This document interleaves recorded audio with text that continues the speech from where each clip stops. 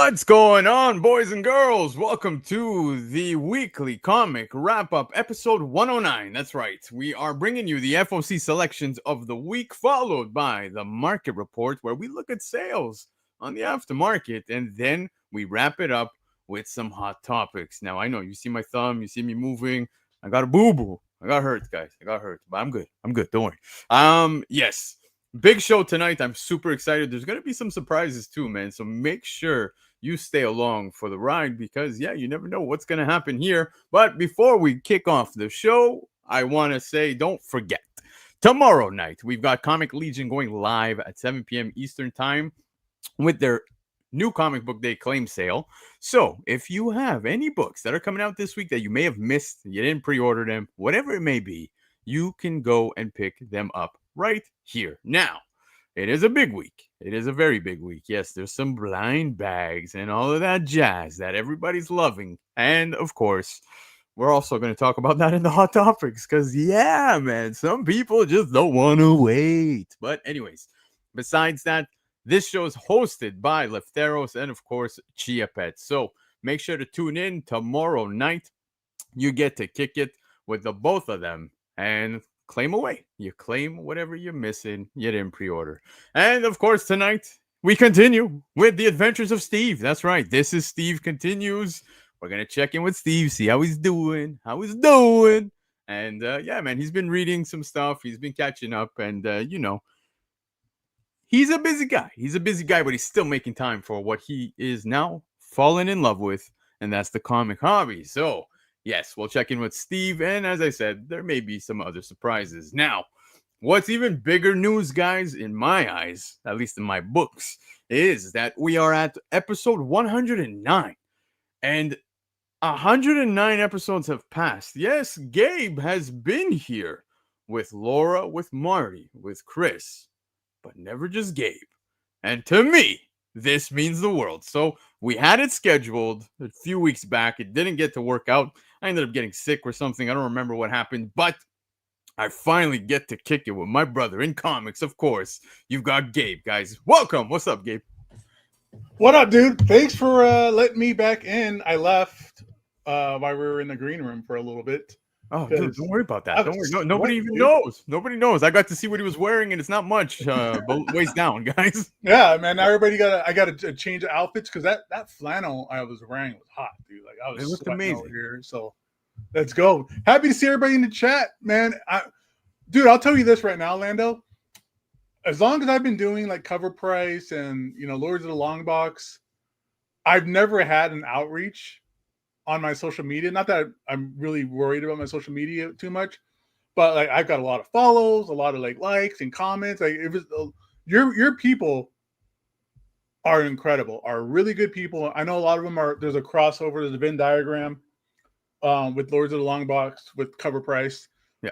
But a lot of people that I was like, oh, these are all Orlando's people who are, starting the conversations with me on my Instagram and stuff like that. So it's awesome to see everybody here. Love for Comics is always a great guy.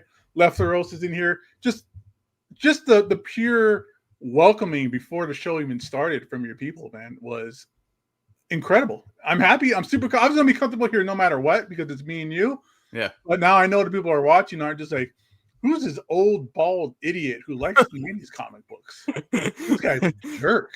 No, they all know who you are, dude. You're Lords of the Long Box, man. I watched you from back in the day, right? So this is where now I get the opportunity to kick it with you. We got to connect, of course, via Covrprice, and it's been a great ride. But like, I have to say, like, let's separate everything for just a second because having watched you guys, and this goes back when even like Mikey was there and everything. You know what I mean? Like, yeah, it was for me one of the biggest channels. You know what I mean? Like I was new to this. I was new to watching all of that, and when I finally kicked it on YouTube, man, yeah, sure, it was I was doing my own thing, whatever, but I always looked up to the Lords. You know what I mean? It was very inspiring. It was awesome what you did with Tim and everybody, and now I get to call you a brother, bro. And that means the world. That means the world. And the fact that you acknowledge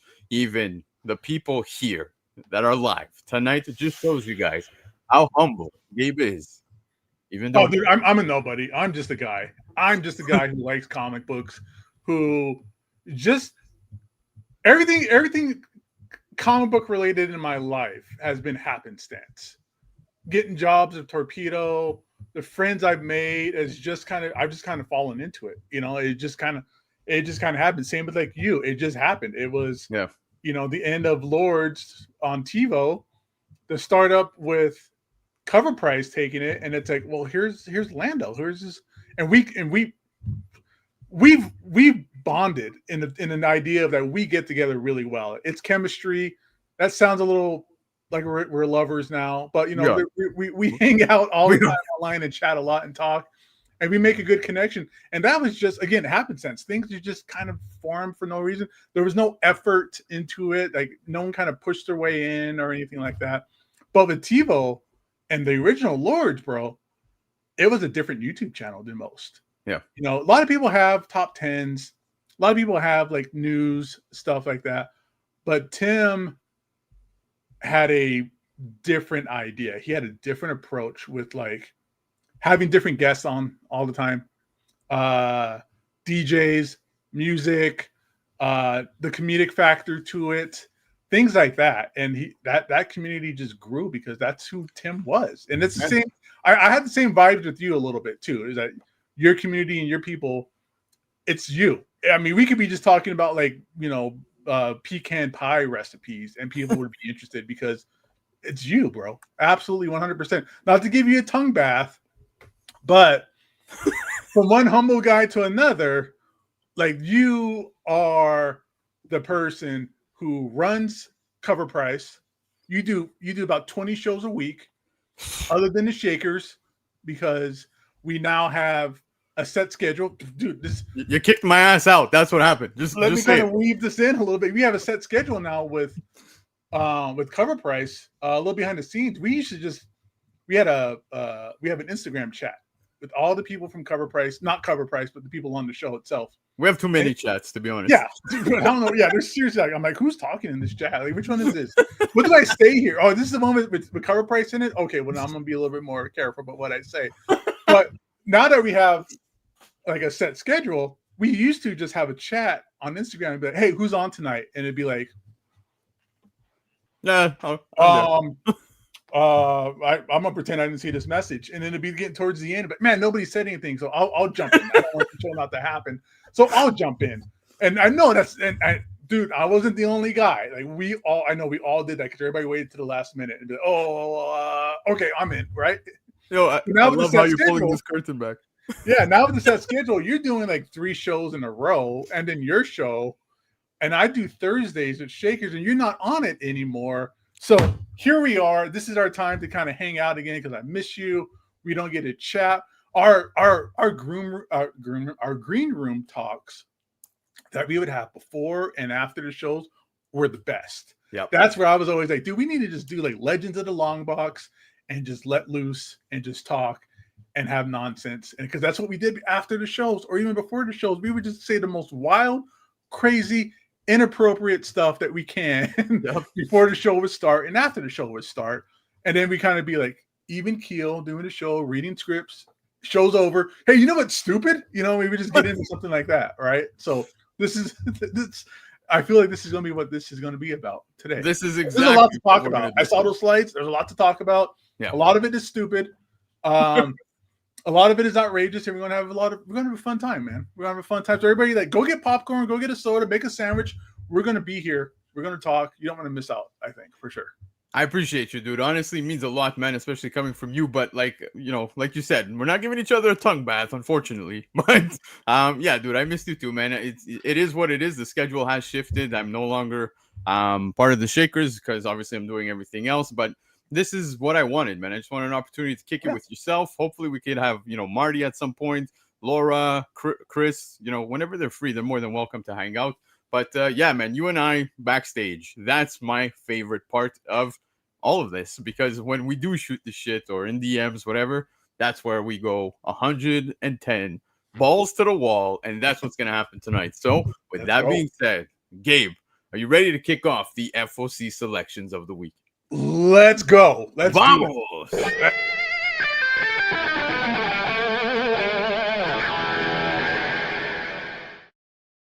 All right, guys, it's the FOC selections of the week. That's what's up, baby, for the week of October 6th. Now, of course, these picks are by none other than Lefteros. So I suggest everybody go check him out over on Instagram. It's very simple. It's at Lefteros, where you can check out all of his posts.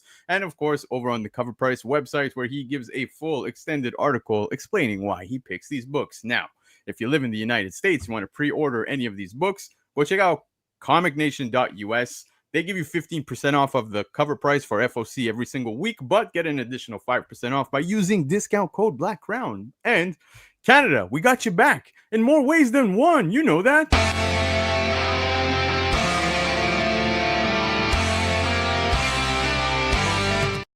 That's right. There we go.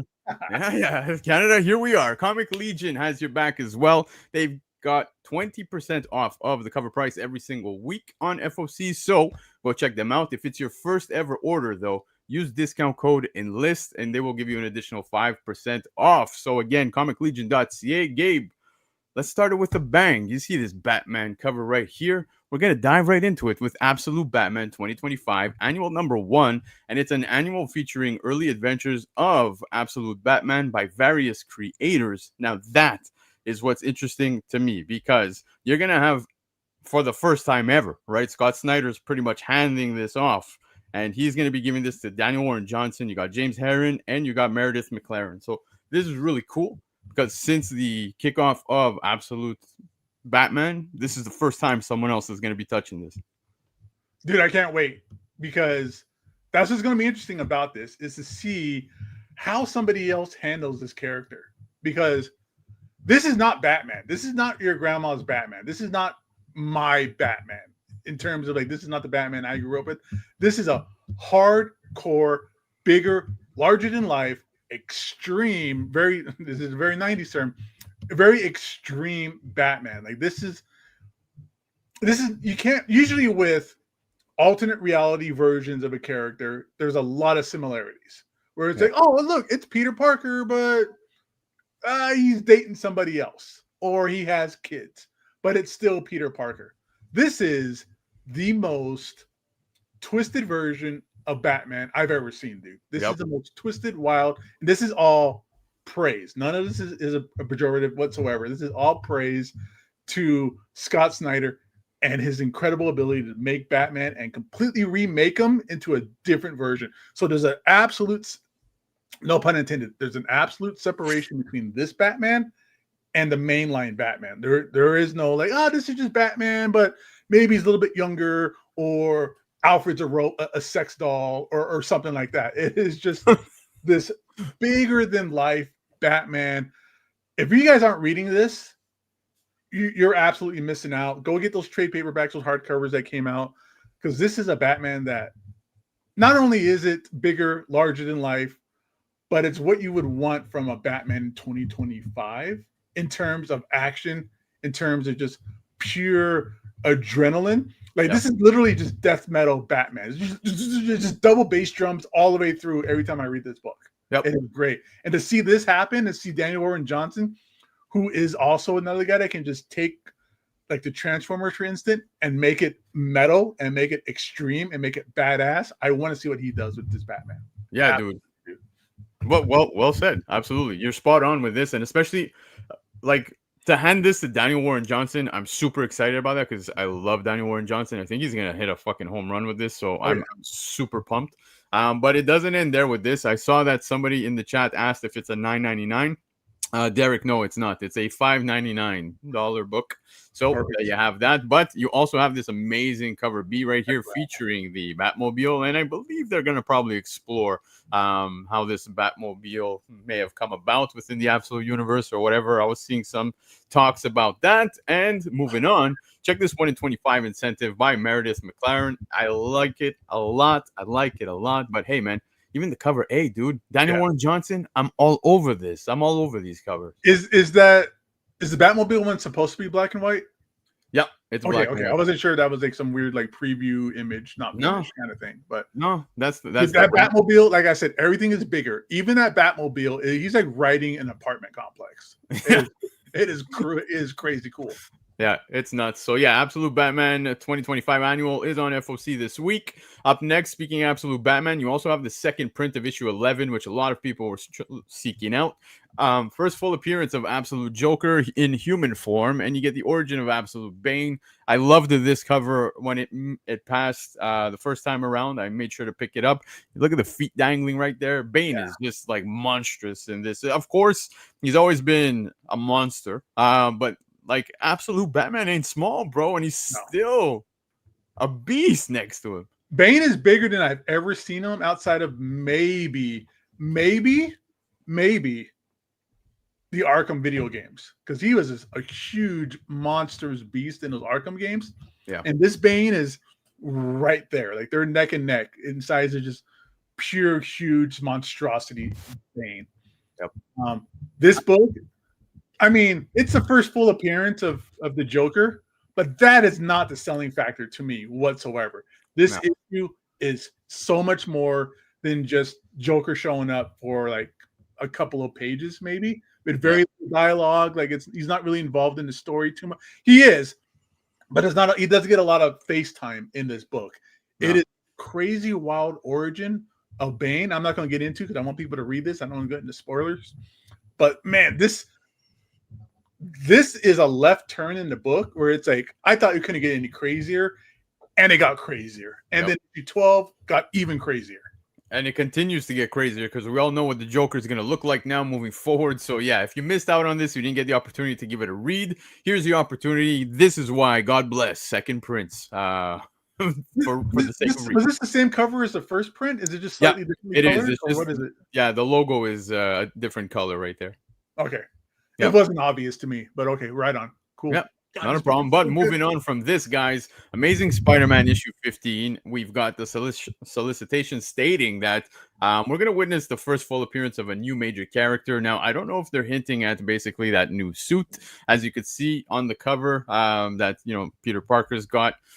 Is this what they're implying? I'm not too sure, but it's just something worthy to keep an eye out for. I've said it before on previous shows. I'm going to say it again, that obviously since the Dan Slott run, things have been pretty not so good. But I got to say that Joe Kelly's done a great job so far. 15 issues in, I'm on board. It's all right, man. I have nothing negative to say so far. I love Joe Kelly. He was a part of like the Brain Trust Spider-Man for a point. But Joe Kelly, for me, like, his Deadpool is what just made me fall in love with Joe Kelly. And I followed him ever since, to X-Men, to Action Comics. Like, I followed him other than Ben 10, because I wasn't a 5-year-old boy at the time. I followed almost everything this guy does. I love everything Joe Kelly touches, dude. Yeah, man. Amen. So, yes, you got ASM 15. Grim 25 is on FOC this week as well, guys. This one being the cover A, but this is actually going to be the final issue of the critically acclaimed series. Now, you guys remember Grim was huge out the gate, man. Lots of people were scooping these up. Lots of great covers as well.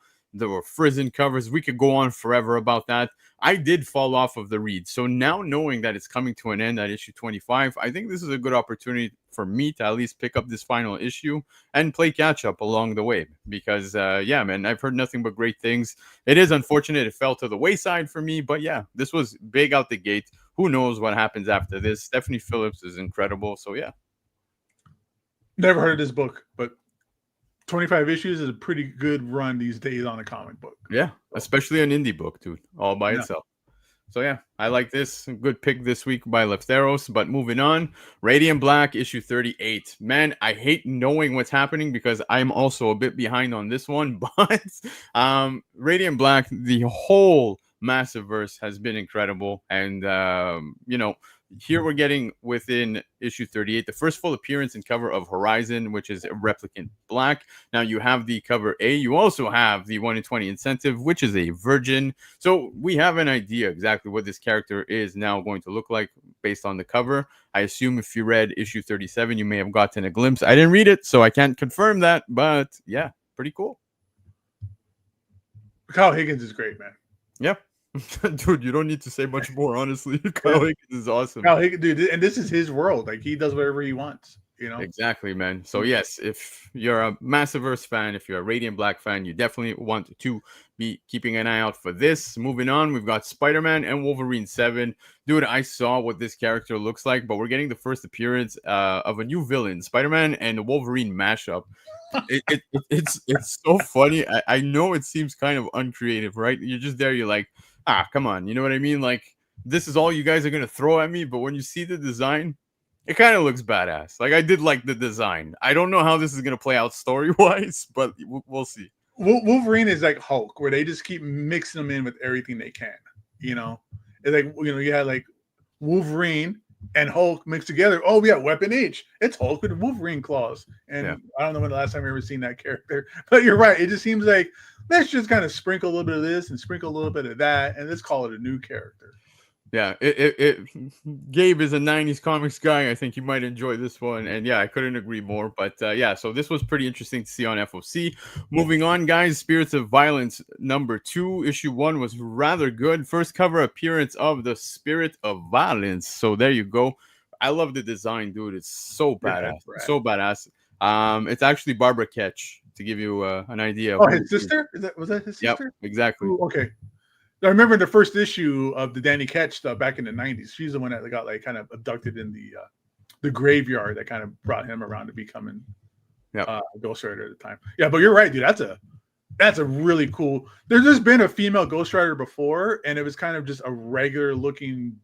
You couldn't really tell it was a female Ghost Rider. Well, I like Kushala. Yeah, Kushala is great. But this works. Like and she has a sword. Like, I kind of want to pick up issue 1 now and see this, because this seems kind of cool. Give it a read, man. I think it's up your alley. I think you would enjoy it. But yeah, really like this one on FOC this week. Moving on, we also got this amazing cover. This is a cover selection, nothing more, but you got Amazing X-Men issue #2. This one being the Stephanie Hans variant. That is wild, dude. Look at that. Yeah, I like that. I like how she's like, I'm assuming exhaling skulls. Yeah, pretty much. Pretty cool. Pretty much. But man, Magic, dude. All right. Magic is starting to fall into that category of like Joker, Green Goblin. They need to just give her a rest. She's on every cover these days. Yep. They're gonna milk her dry. No pun intended. No, I didn't mean that offensively. That sounded worse than I wanted it to. Dibs. But they need to give her a rest, dude. They're working her too hard on these covers all the time. Everything here's just a random comic book. But let's throw a hot Magic character.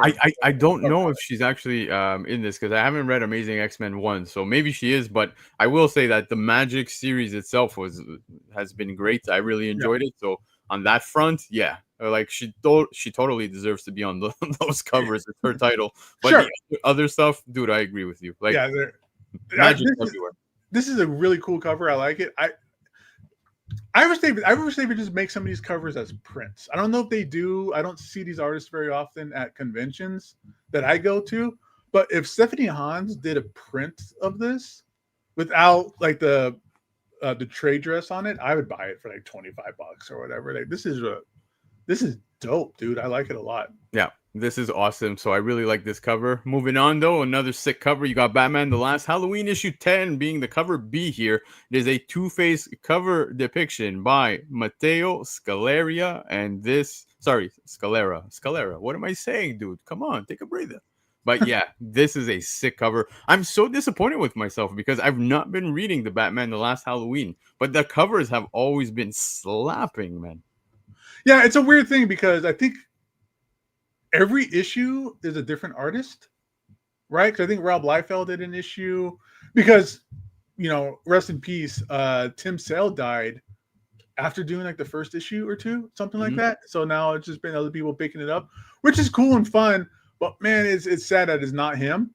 But it's one of those things where maybe you're the same way, Lando. I don't know, but me, it's like, oh, this is just gonna be a mini series. I'll just get the trade paperback. I'll read it and it's all. Hey, dude, there's nothing wrong with that, man. Nothing wrong with that. You were talking the Ultimate Universe backstage before we went live, and yeah, I walked into a shop over the weekend, and there's so many, Ultimate titles that, like, if you're not reading Ultimate Spider-Man or if you're not reading the Ultimate Universe, the Ultimates at all, that's a good alternative. There's nothing wrong with that. No one's forcing you to buy the comic. If you want the trade paperback, that's totally fine. But another neat cover right here. You've got Conan the Barbarian, Scourge of the Serpent, issue number 2. This one being EM Gist. Gist just does such incredible work, man.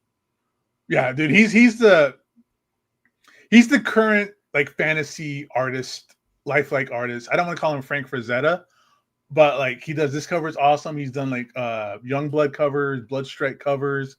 Like he just has that really just intense art, lifelike painting that we don't get much anymore. And this is fantastic. I wish this guy would do interiors. I would love to see him do interiors in this style. Give him 5 years to do a book or something. I would love to see that. Love to see that. But yeah, this is a stunning cover. Another awesome cover. If you guys are collecting the connecting variants for the Fantastic Four by Scotty Young, this is the 5th of the connecting set. So it's going to be complete now. There you go. We could see that, of course, the Human Torch is the one that's pulling Stretch across the the universe here, apparently, it seems. So yeah, really cool. All 5 of them connecting look nice. But yeah, not totally up my alley for this one. And Scotty Young is calling his phone. I'll say it. Yeah, I don't think he's putting that much effort into these covers anymore. Oh no, I still think he's doing a fantastic job. Yeah? No pun intended. Yeah, no, he's doing great. He's doing great. I love his work. Obviously, you know, the earlier Scotty Young stuff is just absolutely amazing. This might just be because it's the 5th part of a connecting cover, and maybe the whole image is a different story. But this is just Human Torch. Yeah, the whole image is black screen almost. You know. Especially that Herbie's there. That's what makes it for me. Like, is Herbie there? No, not on this one, but like in the connecting. Yeah. Okay. But yeah, anyway, so yes, if you're collecting the connecting, there you go. We got the 5th one right here. Spider-Man Noir, dude. Eric Larson is here doing the story for Spider-Man Noir. Now, issue number 1 has come, and here we have issue number 2, first full appearance and cover of Hard Boil. We got the whatever it is. Yeah, you see it, right? You see it. Right? Hard Boil. That's a cool name. And then you see the big lump on his head. Eric Larson is amazing, dude. That should have been that's a Savage Dragon character name, 100%. Like this guy should be like having diarrhea or something. But this is awesome. Yeah, dude, I love it. But yeah, Eric Larson is like having such a great time, you could see, with some of this Spider-Man Noir stuff. And I agree with Lefteros, man. It's got total Dick Tracy vibes. Yeah, dude. He's in the zoot suit, dude. Look at that. Yeah, it's great. So it's really wicked. This one's on FOC this week. Nice. I'm speaking Spider-Man, though. Ultimate Spider-Man 1. That's right. Not the one that we just got by Hickman. No, we're going even more back with this one. To the original Ultimate Spider-Man, which is now going to be a facsimile, dude. And it also is going to have a 1 in 25 incentive. So, yeah, you remember they did this with many facsimiles when it came to ASM 252, etc. Really? Okay, I haven't registered or noticed that they've done incentive variants for facsimiles. That's interesting. And 2, does anybody care about this Ultimate Spider-Man? I did, dude. No, I have the whole run. Look, I have the entire run in issues. I have the entire run in hardcovers. In fact, I am a character in this Ultimate Universe. There's a character in this Ultimate Universe. It's named after me. Like on the page, it has my full name as the character name on it. So I'm in this Ultimate Universe. So I care. But does anybody who hasn't read, who wasn't reading Ultimate Spider-Man in the early 2000s, going to care? This is interesting to me. I'm curious because I love this series. I used to own original art from this series. I had Mark Bagley original art from this at one point, but I'm wondering if anybody cares about this series. This is a big statement by Chipet saying that people should care because this helped save the industry back then. Absolutely, dude. The original Ultimate Universe, he's absolutely 100% right. This stuff, this X-Men, the Ultimates, those three titles were, it's just like how we are right now with the Absolute stuff, is better than the mainline versions. Absolutely, at that time. Just put Brian Michael Bendis on everybody's list. Like he was around, you know, he was doing Powers, he was doing Daredevil, but his ability to do Spider-Man and update it for that time is what made him Brian Michael Bendis at that point.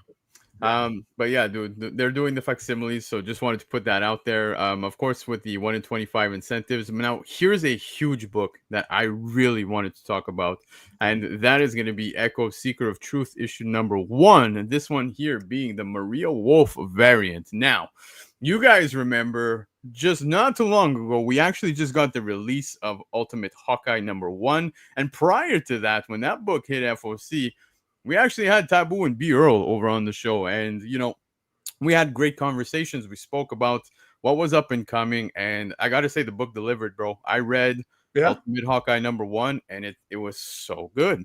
Now, of course, we have Echo Seeker of Truth number 1 with Taboo and B. Earl going at it again, bringing us another book that's going to feature Echo this time. And I'm super excited about that. Now, I wish I had more information for you guys, like seriously, but unfortunately, I don't. So I guess we're gonna have to probably go all the way to like Abu Dhabi for this one because, guys, B. Earl's in the house. What's up, B?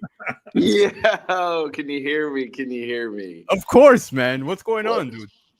You know, it's 5:40 a.m. here. This is my second cup of coffee.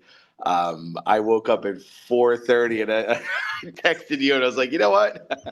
I'm up. I'm gonna jump on. I'll be with you guys. Dude, it's 5:30 in the morning and you're hopping on. Like, you know, because I messed up you had asked me the last time to come on for Ultimate Hawkeye, and I thought you meant the next day, and I was off. I was at a meeting or something, and I felt terrible. So don't even stress it. Don't even stress it. Like I said, by the way, Gabe meets B. Earl. B. Earl. What up, B. Earl? What's up, man? How you doing? Hey, man, what a way to start your morning off by hanging out with us, man. Good. I know. You know, I got my coffee. I'm about to get some breakfast, but, you know, I can't not talk comics. And I love what you guys do here, and I think it's fantastic. And it's so important for everyone, you know, within this community to really support the community. And for us as writers, creators, you know, it's so important for us to be able to be out there and, you know, not only supporting our own books, but supporting other folks' books. I saw you had mentioned, was it Gist? I never know how to say his last name. Gist? Yeah, Gist. Did he do a Werewolf by Night too? I think he did that. Did he do that cover for Jason Lowe's book? I believe so. EM Gist has done so much amazing work. Good stuff. I mean, so awesome. And you know, and it's funny you mentioned Kashala earlier. There was like a post that got tagged with Taboo in it that somehow they said, oh, it was created by Taboo, and I was like, no, I had to go in and be like, it was actually created by Robbie. Oh gosh, what's his last name? And Juan, is it the creator, or Javier were the two creators of Kashala, which is such a great character. And, you know, we were very lucky to touch her in our creation, not in a weird way. Sorry. But dude, I agree with you, man. And, you know, that's one thing, like, you know, Gabe was mentioning female ghostwriter. Kushala was amazing, dude. And like when I came across Kushala, this was like a few years back, I was like, man, this is so badass. And I feel like nobody's talking about it. Like for some reason, no one's talking about it. I'm like, okay, cool. So I scooped up as much as I could when it came to Kushala. But she's awesome. Yeah. Absolutely badass. Absolutely badass. But speaking badass, you did. But here we are. Echo. You did deliver. Let's stop at Ultimate Hawkeye for a second. Okay. Because that too is going to be on FOC. It's going to a second printing, dude. And congratulations to you, because Marvel put out a great post as well when the book dropped for that one. And when it did drop, I mean, they kind of gave a spoiler, which I didn't want. They did. Like day 2, it's like it came out and it was like, and by the way, Ronan is it was wonderful when I finally got to read it. You know, I hit you up and I was rather long on messaging you because of course I got sent everywhere for work, etc. But when I finally got, not Abu Dhabi, but I mean, you know what I mean. But yeah, when I finally read it, man, one of the first things was literally the first panels, and I was like, holy cow! Like the whole arrow thing that was like just Well, traveling. that was Dennis's. So the opening sequence, that framing story was Dennis's, and which I thought was great because it really showed like Charlie as being this, just badass who kills you from afar. And then you went into our story, and it's like now we've just completely stripped Charlie of everything, and Charlie doesn't have the bow to be hitting you from afar. Now Charlie's like in it, and I thought there was a really nice sort of, balance between that, and sort of showed that sort of difference in Charlie from afar, Charlie up close. Yeah, no, it was wonderful, and then like the entire book takes you through such a wild ride, and when you finally get to that showdown, because well, I mean, I don't want to spoil too much because there may be some people who haven't read it yet, right? Marvel Out there a little bit you're though, good. so.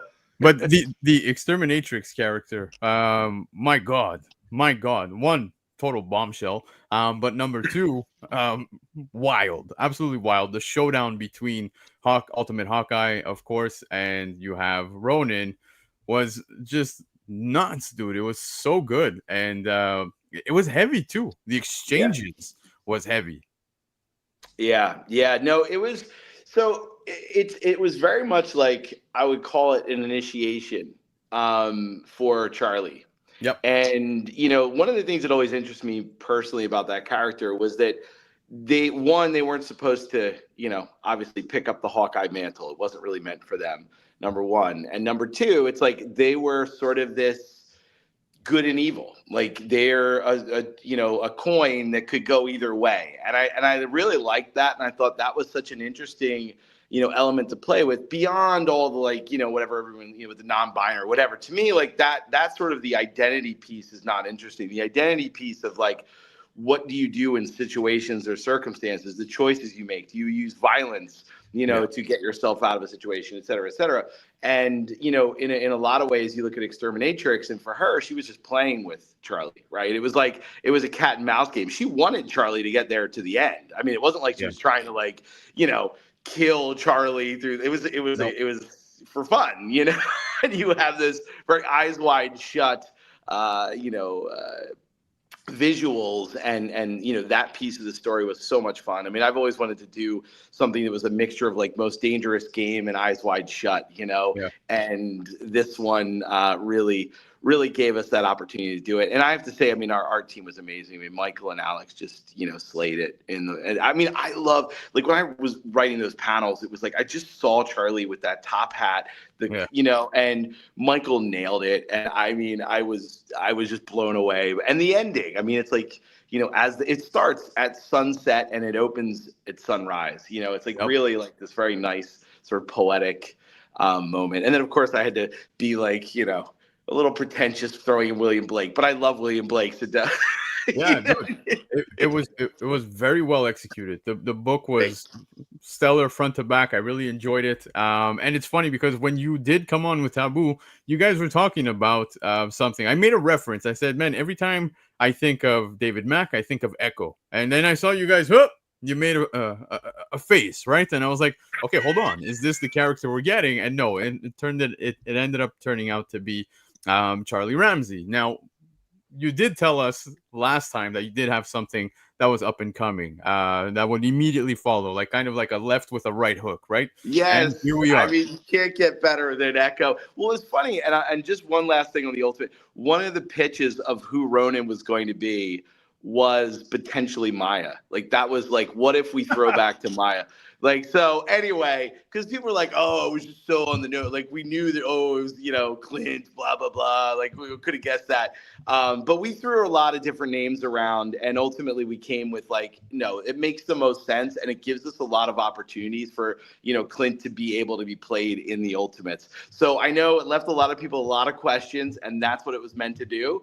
But talking about Echo, I mean, this book was such a blast to write, and what a great team we had on this one too. I mean, actually, I won't spoil too much, but there's a little, you were talking about you had been in the Ultimate Universe too, and this one we've thrown Taboo a little. He's got another special appearance.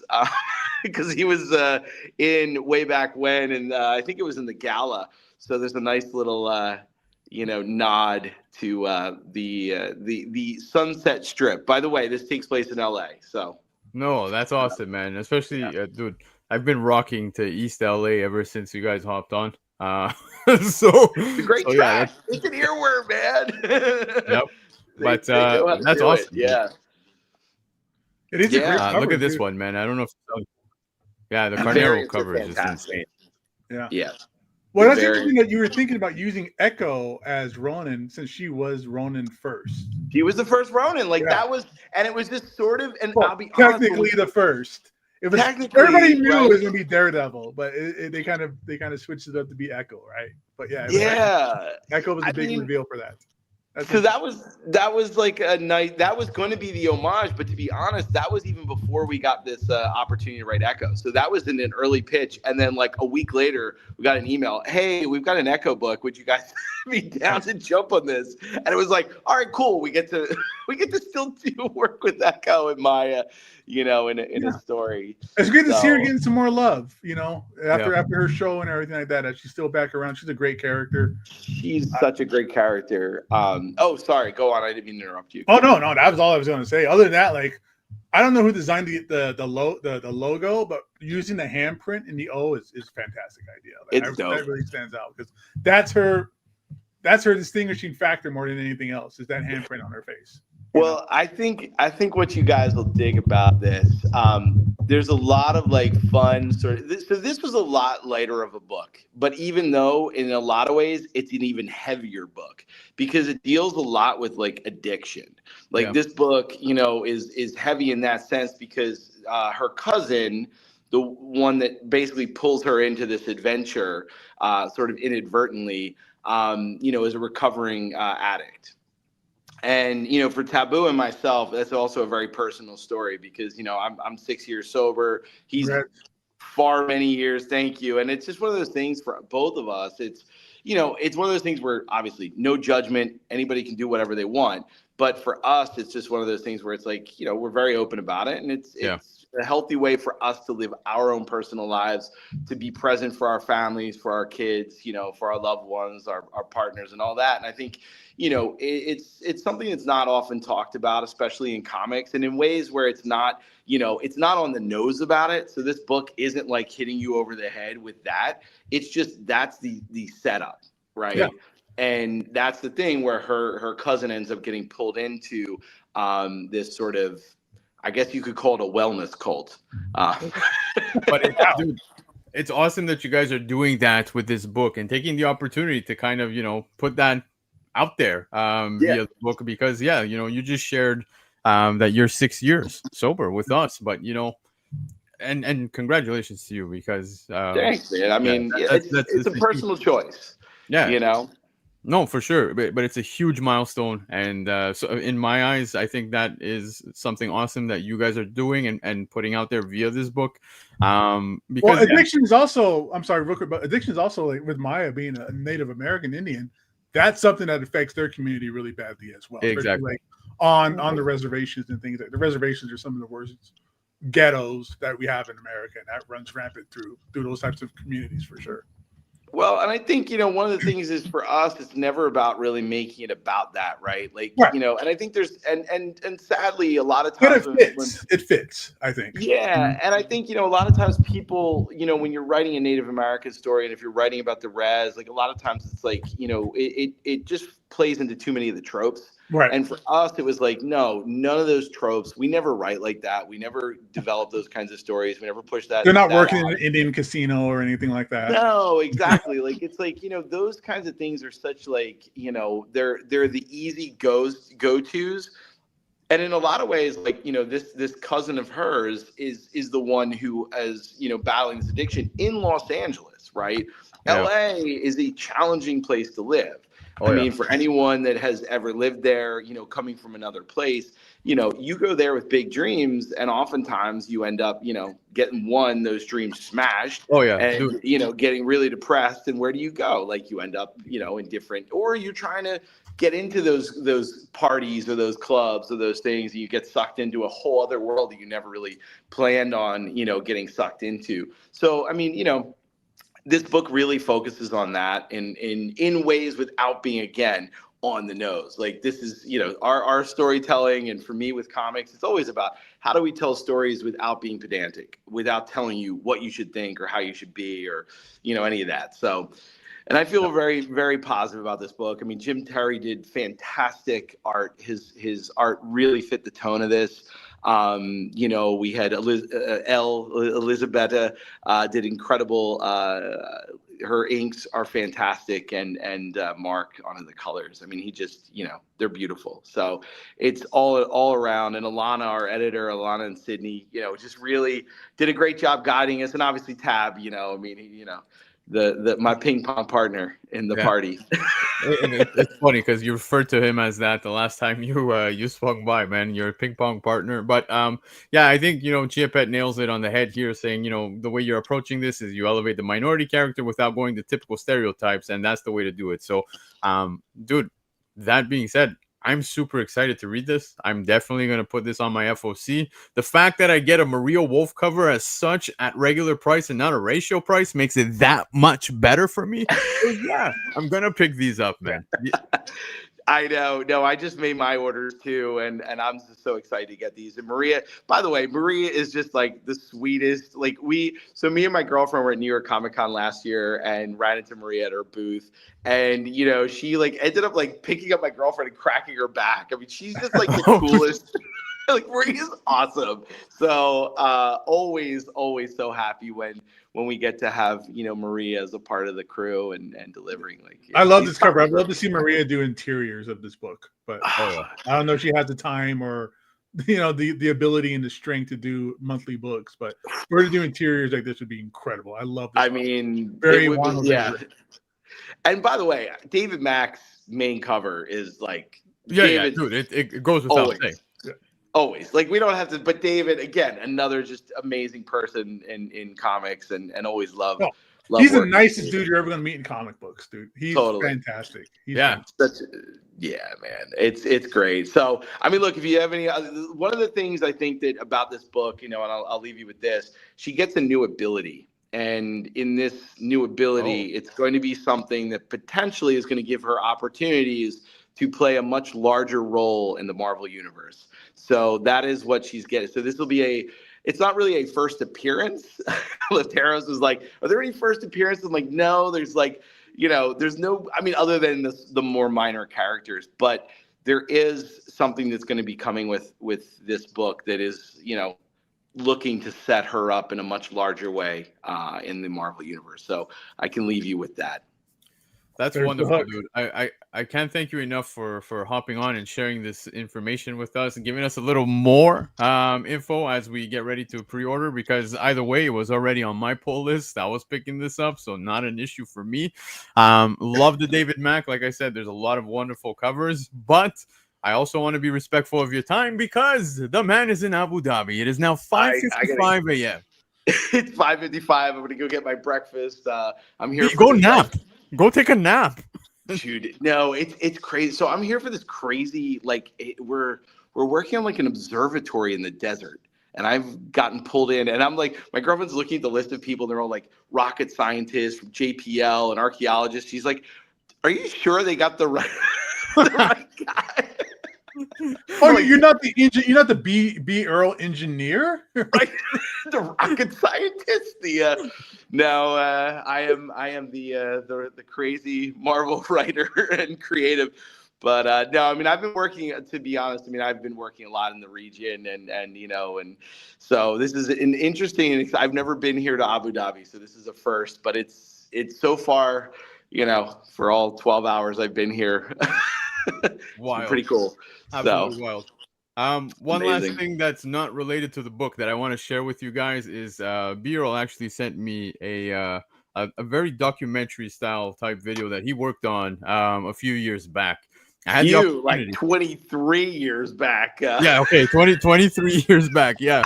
But it has so many incredible people who have worked within the comic industry throughout time, whether it be artists or writers. And I really need to share that with all of you the best way I can. Maybe I'll just drop it if it's okay with B in Dude, please just drop it in there. So the name of the documentary is called Sex, Lies, and Superheroes, and it was Frank Miller that came up with that name. Nice. I literally was like, so I was the DP and the editor on the film.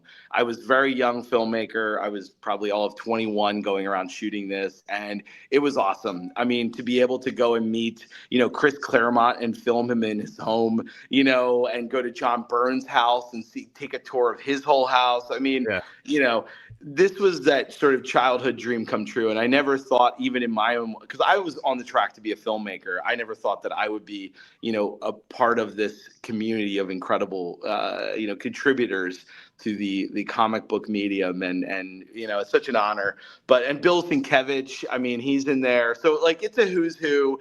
If you're into comics, yes, please share it. It's free. It's out there. I had to put it out there because we never got distribution on it. Yeah, and I was just like, you know what? I'm putting up on Vimeo. Please, people, watch it. So yeah, great, dude. What I'll do is I'll take the link and I'll post it on the this episode right here in the comment section once we're done going live, so people could always come back to hit that link because it was awesome. I sat through that, I watched it, and I was so surprised to hear some of the things, some of the takes. All of this was just so wonderful.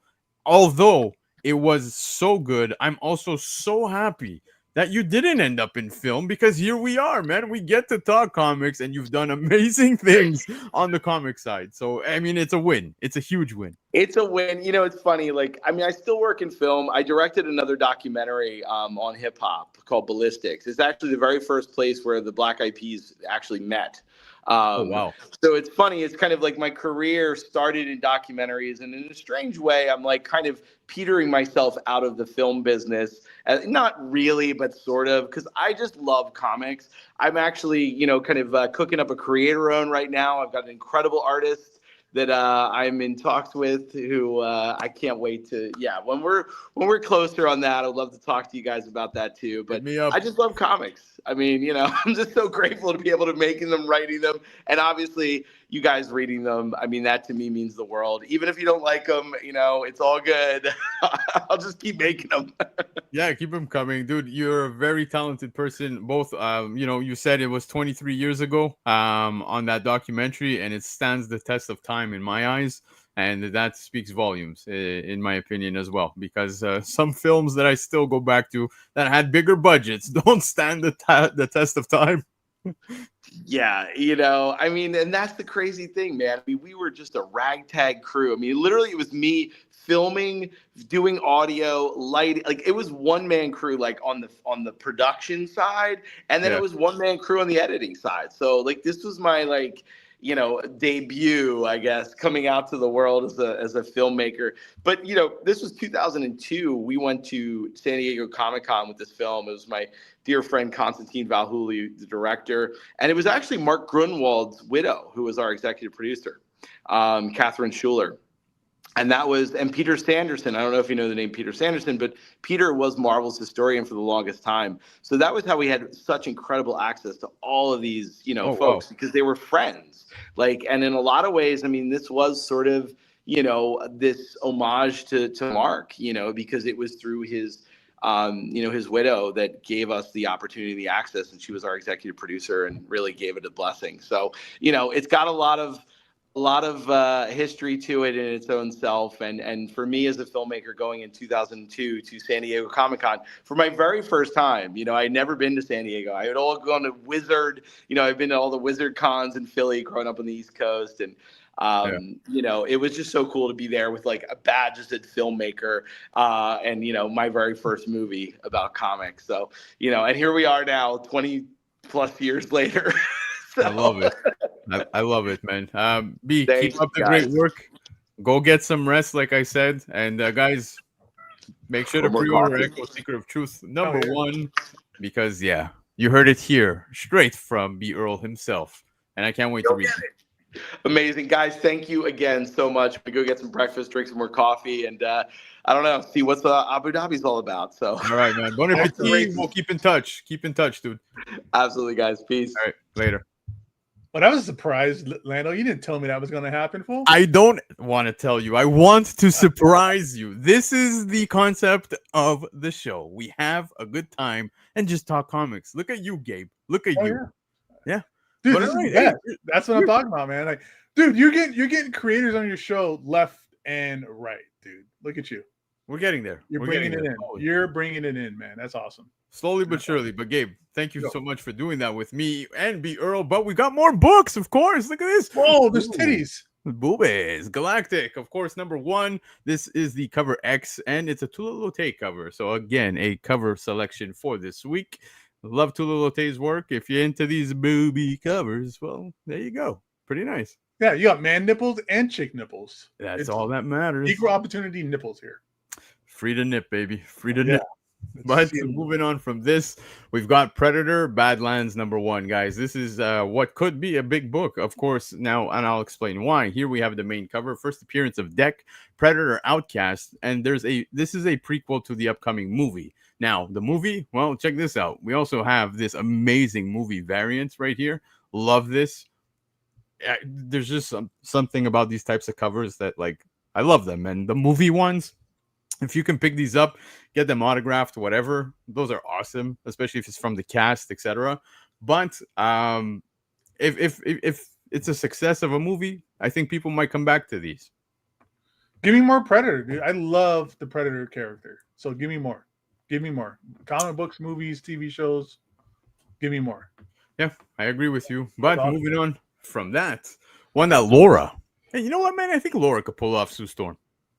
Well, she's blonde, so yeah, why not? It works. But anyways, Jenny Frizen. We all know she loves Jenny Frizen, and I'm sure many of you in the chat like Jenny Frizen.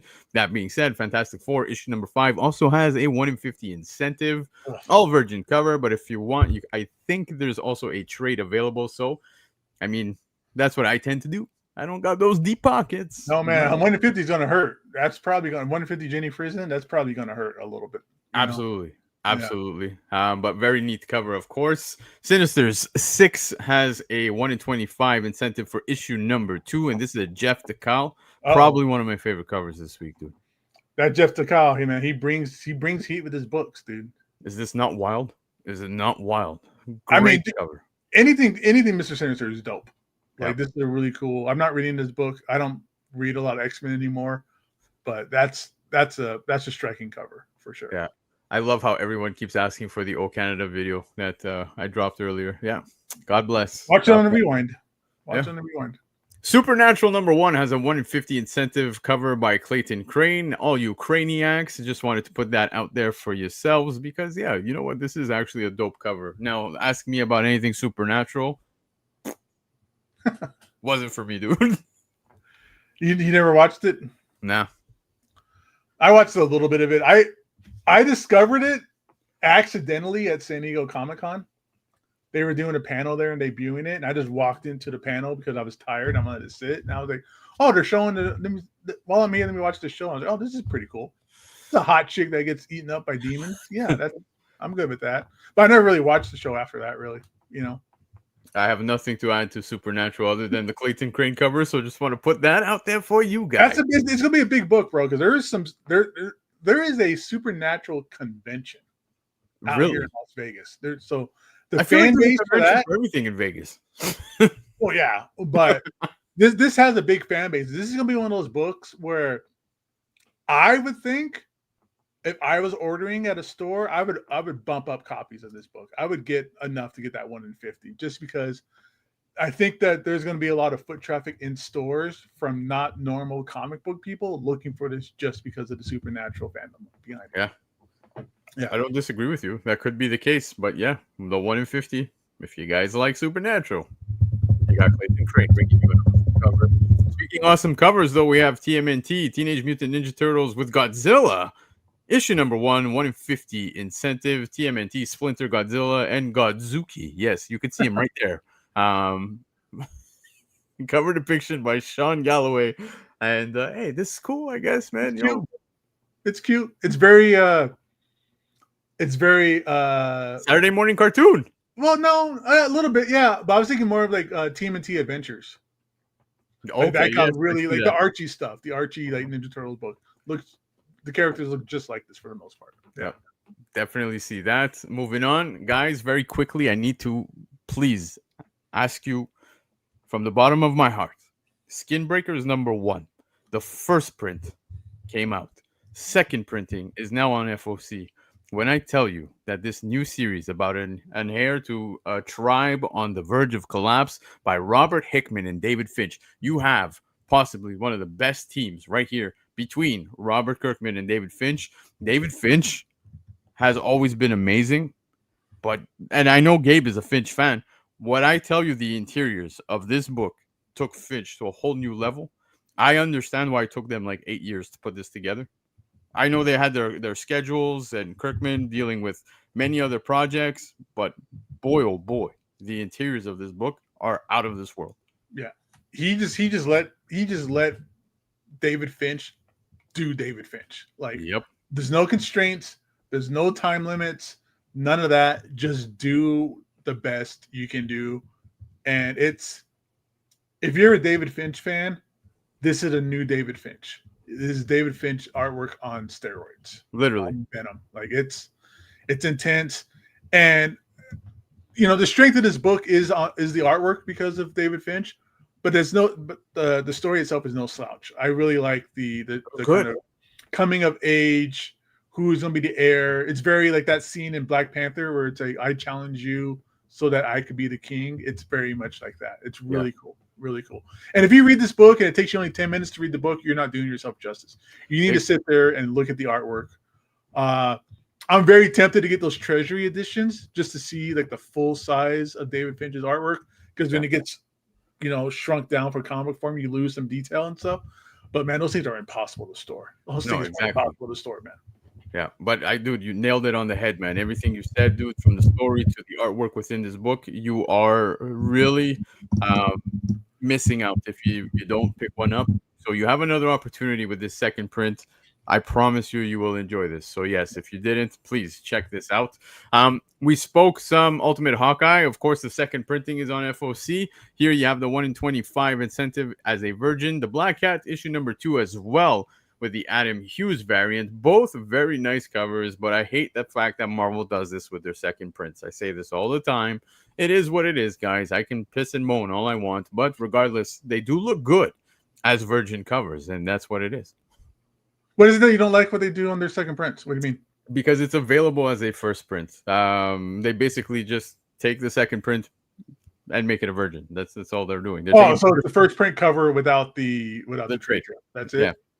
Okay. Yeah, that's lazy. Lazy. It's always whatever they can do to get back to press as soon as they can. Sometimes they just change the color or whatever, you know. But yeah, it's lazy. For sure. Exactly, but again, they still look great. Especially, dude, the Ultimate Hawkeye looks wonderful. Adam Hughes, can't go wrong with some Adam Hughes right there. But yeah, man, it's awesome. Here we've got some pretty cool covers, and they're all incentives as well. These being 1 in 50s. You got Amazing Spider-Man issue 15 by In-Hyuk Lee. These are the Streetverse Virgin variants, and you know, I think they slap very nice. I like In-Hyuk Lee's stuff. You got Eddie Brock Carnage issue 10. Moving on from that, you've got Miles Morales Spider-Man issue 40 and Venom 251.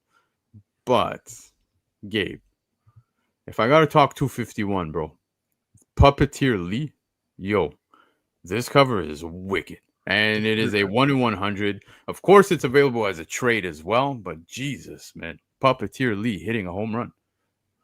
This is a 1 in 100 steep, man, but that's a cool cover. And it's Mary Jane with Venom right now, right? For now, I think things are about to take a turn. We'll see.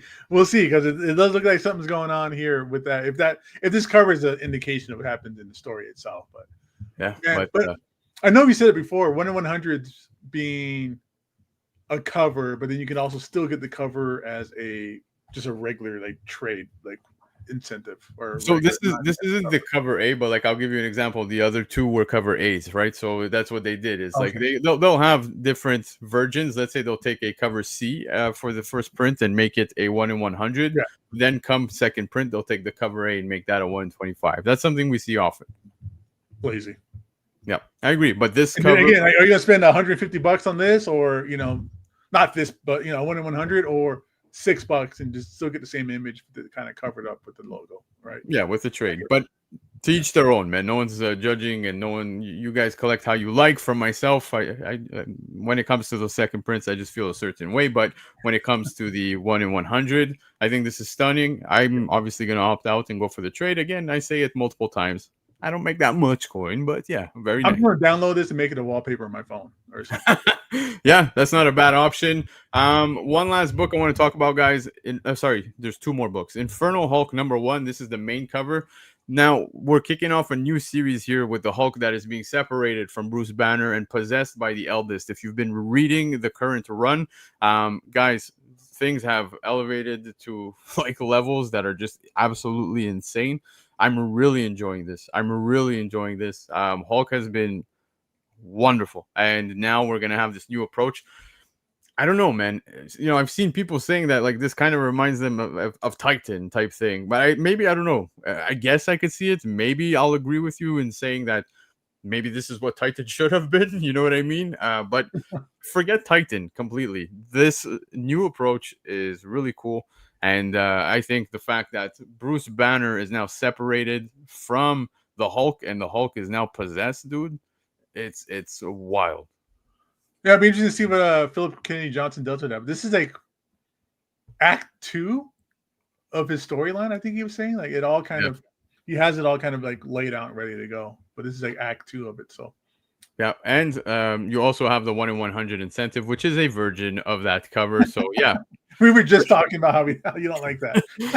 Yep, we were talking that, but a sneaky book this week, guys. I think this one's gonna fly completely under the radar, and that's why I want to put it out there for you guys. You got American Caper #1, cover A. This is a new series from the head writers of the creative team, of Grand Theft Auto, the video game, and Red Dead Redemption. Now, if there's anything about those games outside of just being awesome and like wild and you can do so much crazy stuff, the stories are always sick. So I've already got faith because I've played every Grand Theft Auto game, Red Dead Redemption. The stories always stood out to me, and I think that now we're gonna have these writers and creative team coming together for this comic. I think a lot of people probably don't even know about that. This might be a sleeper. Well, what really stands out to me, I'm a fan of like Grand Theft Auto and Red Dead Redemption, absolutely. But what stands out for me with this, bro, is the art by David Lapham. I love David Lapham. His Stray Bullets is fantastic. He's got a book right now coming out, Dead and the Dying, I think it's called, something like that. But he's a fan. He's a twisted writer. But his artwork is great. He's a very clean artist. So I'm glad that I'm on here because I didn't know about this, but I want this just for the David Lapham artwork for sure. Yeah, this is a great pickup. So I'm going to keep an eye on this and see how this does. We'll see on the aftermarket, etc. But guys, those were the FOC selections of the week. Yes, it was a bit lengthy, but we had a wonderful talk with B. Earl, of course. Now, if you want to order any of these books, you live in the United States, go visit comicnation.us. If you're here in Canada, you got comiclegion.ca. Comic Legion gives you 15% off every single week. Use discount code Black Crown for an additional 5% off, which brings your total to 20% off every single week. And Comic Legion in Canada gives you 20% off already on the cover price every week. But if it's your first order, use discount code and list. You'll get an additional 5%, totaling it to 25% off. If you want to read more into why Lefteros picked these books this week, go check out Covrprice.com. You can see his FOC selections as well as new comic book day selections. And check out the YouTube channel. You see some beautiful people there like Gabe, Laura, Marty, Chris, and, well, I'm there. Sorry about that. But if it's your first time here, guys, hit the subscribe button, hit the like button, come hang out anytime, baby. I'm looking at my I'm not being real, Lando. I'm just looking at my comic hub so I can put that book on, like American Caper. There's some badass covers, dude. Simon Bisley did the cover. Simon Bisley did a cover. I'm gonna have to add that. I'm doing it right now.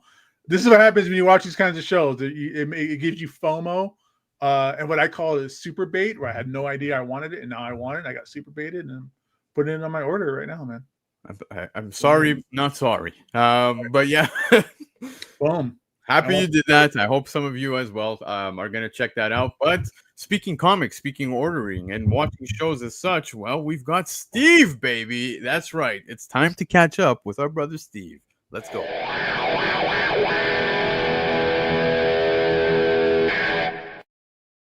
David boy, we kept you waiting. I apologize, bro. But what's going on, man? What's up? What's up? Not much, dude. Not much. Now I know you got to meet Gabe briefly backstage, but man, we were ready to get into big conversations. You've been busy again reading. We know that you are caught up on Absolute Universe, Absolute Wonder Woman, Absolute Batman, all that jazz. You've read some great Daniel Warren Johnson stuff, but you left off on Department of Truth, right? Now you're catching up. I'm done. Done. You're caught up fully. I'm fully caught up. But as you were doing your show and whatever, I finished the last 4 or 5 books that I was missing. So now I'm done. Fantastic, dude. That's amazing, man. Gabe was ready to probe you with questions, and that's pretty much it, guys. Don't worry about anything else. But yeah, man, dude, it's awesome because for those of you who are tuning in for the first time and meeting Steve, Steve is new to the hobby, right? So he's coming in with a very non-biased opinion on pretty much everything. And you know, so far you've been doing your reads and all of that. Yeah. You're caught up, as you said, Department of Truth. So far, now that you're fully caught up, where do you give this on the scales? Like 1 to 10? Artwork, 10 on 10. Really? Huge fan of this artwork. Like, it was rough to start, but now it's like, wow. And I noticed near the end, a few artists changed, and I was like, okay, don't let it bother you. Just go through it. And I was actually surprised that even with the changes, it was still stellar. So artwork, I'm giving it a 10 on 10 for sure. And story-wise, I'm going 9.5. Yeah, 9.5. Okay, that's fair. I love the fact Lefteros isn't wrong, man. 90% of collectors, you're reading probably more than them. But dude, it's funny you mentioned the artwork because you said the same thing when it came to the Absolute Universe. How when I think it came issue 7, somewhere around there, where we saw an artist change on the interiors. 7. Yeah. Did it bother you? Yes, very much. Department of Truth, did it bother you? No. Why? It didn't. It's because I guess the change wasn't so much of a change. It was just like, okay, it's a different style, but it still fits. Whereas in Absolute Batman #7, I found that it was too bright and it didn't fit the story of what's going on. And that's what bothered me the most. I love that from a newbie perspective, that was something that mattered to you, right? Like the colors, the changing. Gabe was just talking about skin breakers. And like, if you read the book in 10 minutes, you're doing yourself a disservice. Like, you're not reading and appreciating all the artwork that Finch puts in. So clearly you're doing that. Oh, well, yeah. Obviously, I'm a tattoo artist, right? So artwork is important for me. Fair. Gabe, let's grill him. Hit him. All right. Well, you gave the story a 9 out of 5, right? That's a James 9 out of 10 book. 9.5 out of 10, right? Right. Yeah. So, are you going to continue following James Tynion? Because that's always my advice with new readers: is follow what you like. Follow usually people start out following a character, Spider-Man, Batman, whatever, and then they eventually go, wow, I really like this story. And they say, well, if you like that story, follow the writer. So are you going to start following James Tynion? Definitely. And I'm definitely going to keep following the artwork as well. It's, what's his name? Simmons, I think it is. Martin Simmons was like the first artist on it, I think. So yeah. I'm going to start doing my research on that, and I'll keep going in that direction with them as well. I'm happy to hear that because like Tynion's highly loved, dude. A lot of the stuff he touches is gold. There's a lot of people like Something is Killing the Children is probably one of his bigger ones that everybody really fell in love with. So something to check out as well. Nice House on the Lake was really good. I can go on forever when it comes to him. So definitely we'll touch base on other series that you could read. But I almost want to take him back old school. Gabe likes 90s comics, man. Maybe we should start referring him to some of the older stuff, right? Get into, what really happened, because you plowed right through the MCU, dude. Like you're where right now? Endgame. Okay, so you ended at Endgame. Okay, you can stop watching the MCU at this point. I still want to continue, but I'm going to say something about this. I find it's going to be so difficult to outdo that movie that I don't know what I'm going to do. I'm going to watch them because I have to. And I made myself a goal, so I'm going to do it.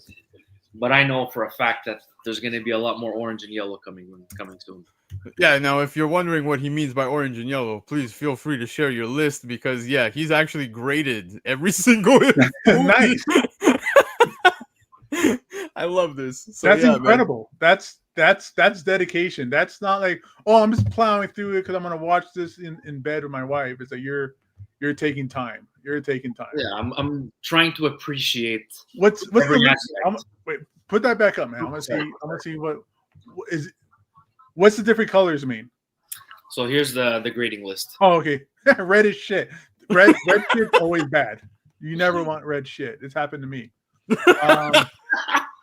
Indifferent, great movie, good movie, waste of my time. What'd you have for waste of my time? Let me see your list. I haven't put one yet. No, this one here, that's Winter Soldier. That's the best movie that MCU. Okay, because I saw that yellow highlight. I go, what you waste of my time? Okay, so when you start, I think that yellow is going to come up a little bit more if you go any further. Okay. Yeah. So get a couple get a couple yellow markers ready for it, buddy. Oh yeah. That's probably why I took a little pause this week on my movies. So that's good.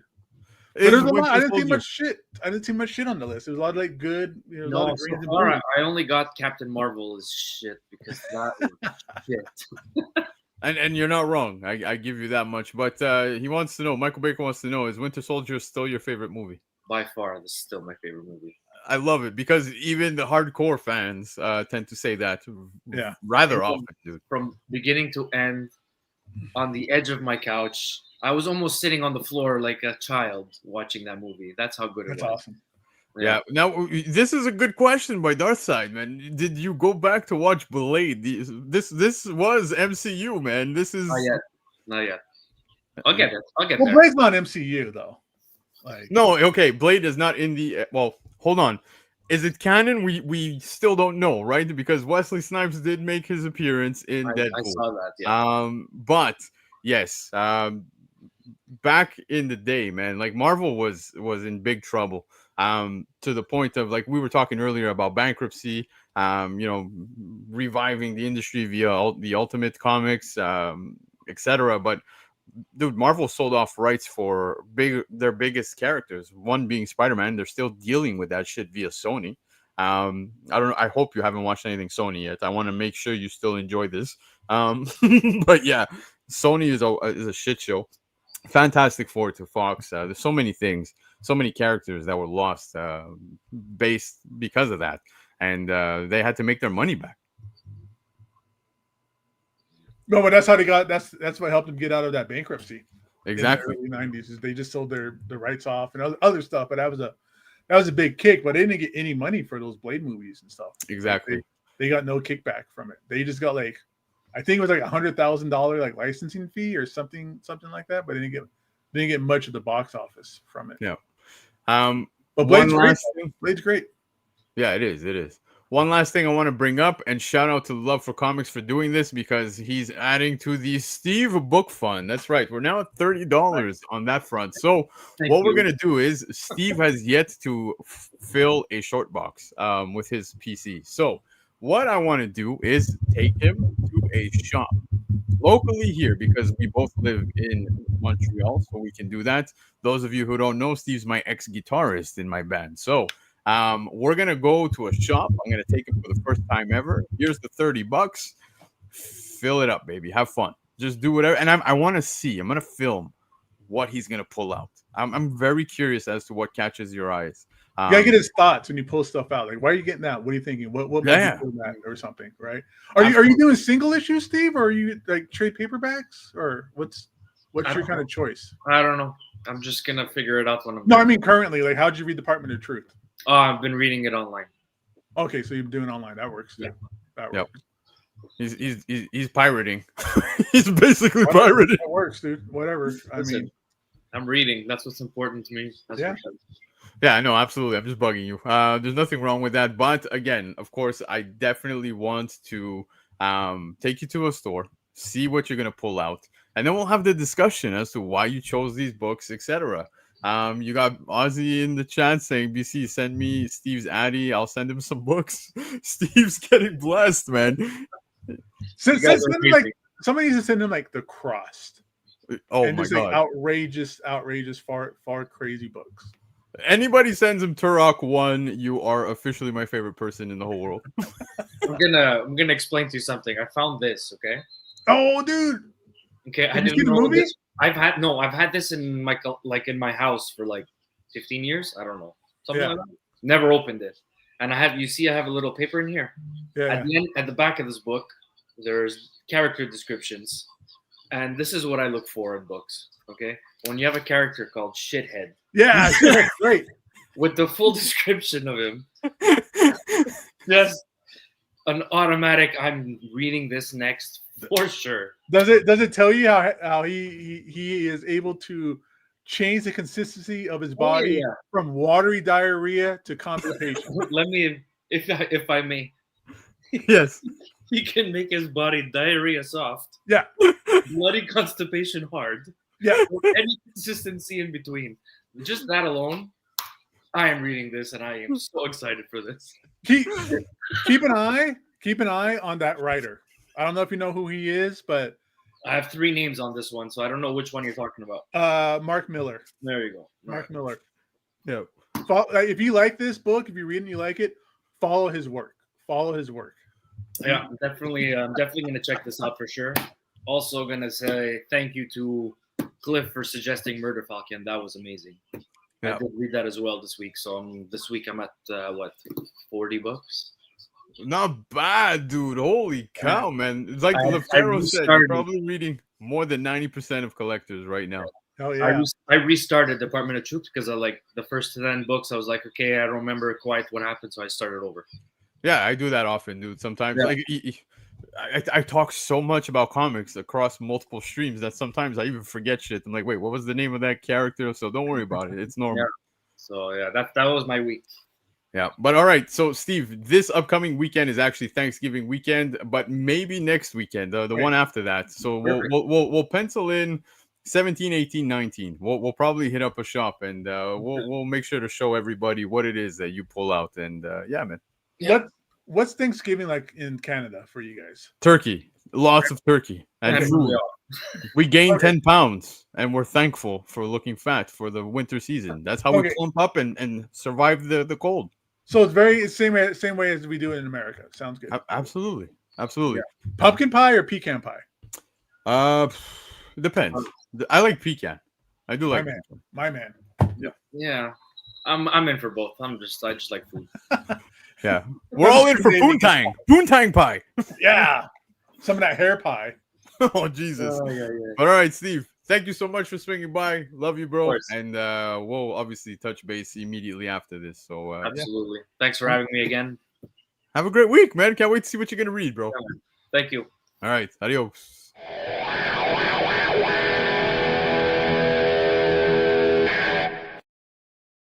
Everything's happening fast paced, bro. Fast paced. awesome.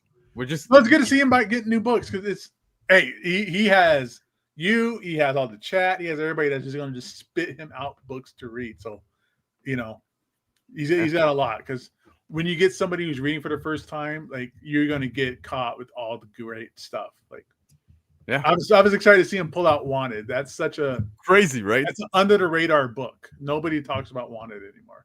Yeah, I love it, man. It's Yeah. so awesome to see this. It's such a fresh take, but one side of the hobby that he has yet to fully discover is the market report. That's right. So you and we do this Yes. pretty often over on the other channel. You ready to do it right now? Hey, there's no script, so let's go, baby.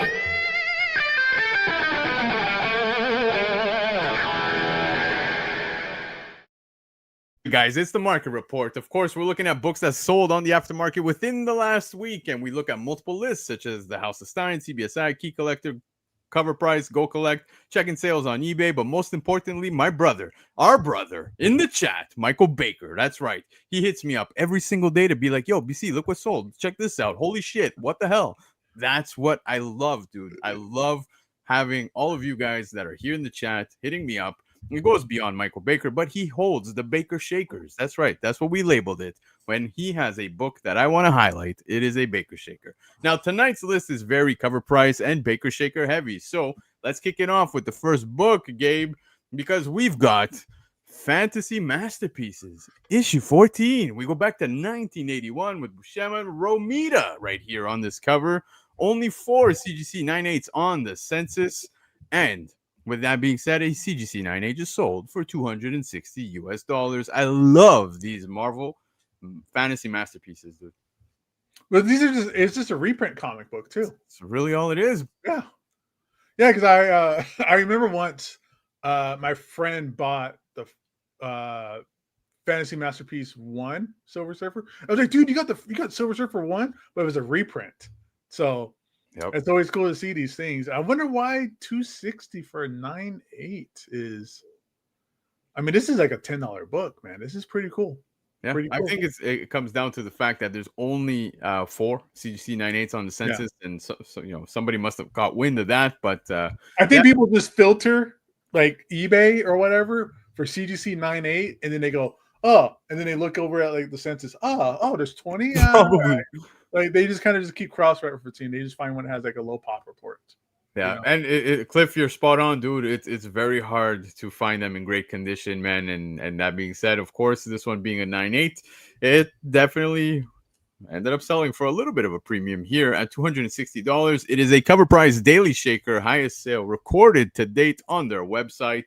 Now, moving on, guys. Absolute Batman #1. Yes, a lot of people loving this. There's so many damn covers that I've never even seen before, like this one. Because we go back to 2024. This one being a Diamond UK second print cover, and it is by Fabrizio De Tomaso. It was limited to 500, and a CGC 9.8 just sold for $220. Pretty neat cover, dude. And I wanted to learn more about Fabrizio because I've never seen his work. He put some really long arms on Batman. They're below his knees. He'll slap you from 8 feet away, bro. Yeah, no kidding, dude. Yeah. He can always reach that spot on his back. Oh yeah, absolutely. But anyways, man, this was a rather interesting sale. Again, another Covrprice Daily Shaker, highest sale recorded to date for Absolute Batman #1, the Diamond UK second print, C98, $220. Now, it's that time again. Yes, Vampirella #1. We are in 2025, of course. Will Jack. We all remember the Vampirella that went absolutely bonkers on the aftermarket, looking exactly like this cover here. But there's a 4th of July edition. That's right. It is limited. USA. Hey, you guys already know. I showed you before. I don't need to tell you again, but we got the same kind of, beautiful curve. Okay, you get it. You get my point. But anyways, 4th of July, Virgin Edition, CGC 9.8 selling at $200. Covrprice Daily Shaker, highest sale recorded to date. The Will Jack covers, man. Dude, I've seen multiple covers now since the first one blew up. I think the 4th of July one, like you said, USA. It's pretty sick. It's we talked about lazy covers. This is a lazy cover to me. Yeah. Because it's the same image. He just put on a slightly different outfit. And he did that like 5 times, maybe, something like that. It's beautiful. Like, hey, big old juggy Vampirella, let's go. But it's just the same cover with a slightly change to the outfit. And that's not for me, but it's a cool cover. Yeah. Cool cover.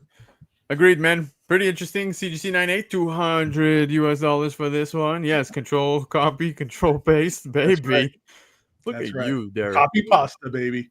Yep. But anyways, moving on from this, guys. Nightwing number 2. This is fun to look at because we go back to 1996. Of course, we've got somebody who loves 90s comics on the show tonight. But this one being the DC Universe logo, as you can see there at the bottom. Raw copy, no grade. We don't know what the grade is, but it did sell at $148. Cover price daily shaker. Gabe, you and I have gone back and forth several times on these DC Universe logos. It's crazy, man. Like, I know number 1, like if you got a Nightwing number 1, you're gonna get all the chicks. Like they're just gonna be falling all over you. And then number 2, also, like what's going on with this Nightwing series? I love 90s comics. You love Nightwing. We got a good combination here. But these DC logo things they just popped out of nowhere. Like last year, maybe 2 years, like these things started becoming like high value books. Yeah. Because $150 raw, and if we're not positive what the grade is, hopefully there's a lot of pictures. Hopefully that this is a near mint copy for that kind of price, near mint plus. But man, these DC logo books are really like the new talk of the town when it comes down to collectors right now. Yeah, it's great to see, dude. It's wild because they go for such a premium. Now we know obviously the Nightwing number 1, of course, being within those packs. Some of them, majority of them, not really in great shape. So when we see 98 sales, they tend to be very high. But Nightwing issue 2 also has the DC Universe logo and a raw copy just sold at a $148. Now, moving on, guys. Captain America 700. This takes us back to 2018. It's a Jim Lee black and white remastered cover, and it is the first page of Uncanny X-Men 268. CGC 98 sold for $245. There is a 1 in 500 that is also available in full color for this one. But to give you guys an idea, if we go and dive right into Uncanny X-Men 268, there is your first page, baby. So yeah, pretty cool. What's the ratio of this one? It doesn't say any type of ratio for this whatsoever, man. There's the 1 in 500, but I have no idea what it took to get one of these, if this was an open order or whatever. Or maybe a 1 in 1,000, because usually the black and whites are typically a higher ratio than like the colored ones. Yeah. But this is great because it's not. I don't think it's not that it's just black and white, is it? Oh, it is a 1 in 1,000. Baker says it's okay. 1 in 1,000. Yeah, that makes sense. Because is this just the pencils? I wonder. Like it's beautiful. I love Jim Lee's artwork, especially like you're talking 1990. 90? Yeah, somewhere 89 around there. Maybe even when he was doing X-Men. So this is like Jim Lee like inching up to being peak. Like he's on the mountain, he's rising up, and it's Captain America jumping into a gang of ninjas. Man, how cool is that? Yeah, it's wild. I love this one. CGC 98 for Captain America 700. The 1 in 1,000. Thank you, Michael Baker, for clearing that up for us in a CGC 98 245. First Baker Shaker this week. Oh, yes. New York Comic Con is underway. That's right. It's coming up this weekend. We are talking Cherry 24. 2025 is the year of this release. Now, Shubina. That's right. Sveta Shubina. Everybody is loving Shubina covers. This is going to be available at New York Comic Con for how long? I have no idea, because this metal cover is limited to 75 copies, and a raw copy already on a pre-sale online sold for $250, man. That's crazy. That's not in a bad, crazy way, but wow, that's just what a crazy price to pay. Yeah. That's crazy that this is already a pre-order price, $250. There's 75 copies. If you're going, man, somebody needs to pick up a copy if you can, because it's not going to be $250. No. Or even, this is going to be like a $500 book the day of the show, I would think. Yeah, most probably. eBay listings for this thing. Yeah, you're right on that one, man. Dude, who knows where it's going to go? I think this is now, of course, a Covrprice Daily Shaker. Shout out to Covrprice, of course, for the image as well. But yeah, 250 is where we're at now. Who knows where it goes? I'm with Gabe on this one. I could totally see this going for way higher, maybe even double. So yeah, let's keep an eye out. Cherry 24 raw copy selling at $250. I love such books. You guys remember Chaos Comics, man? Because we've got Cryptic Writings of Megadeth issue 3. We go back to 1998. This is based on lyrics written by Dave Mustaine, and CGC 98 selling at $150. I know it's not the most impressive sale, but man, it is just awesome. If you're a Dave Mustaine fan, a Megadeth fan, Metallica fan, any of that, Horror comic fan. Yeah, horror comic fan. Yeah, great to have in your collection. Yeah, this is definitely good for Halloween comic covers. Yeah, absolutely, dude. Oh, speaking of which, yeah, I posted on day one, and then I had to travel for work, so I totally missed out on the last couple of days. But I need to play catch up this week. But yes, guys, post your 31 days of Halloween covers and tag all members of Lords of the Long Box, man. Because yeah, that is such an awesome thing that happens every year, and definitely want to keep that running. But this book itself, dude, Chaos Comics, like that alone is a throwback for me, because Chaos Comics dropped so much wild stuff back in the 90s. Like we even had WWF books. Because yes, at that time it was WWF. You had Stone Cold, you had Undertaker, you had so much stuff coming out of Chaos Comics. It was chaos. Yeah, this is where you got like Lady Death and Evil Ernie was kind of coming out of this era of stuff. Yeah, it was all the like, I mean, as you can see here, it's all the people who were like into like metal music at the time was buying Chaos Comics.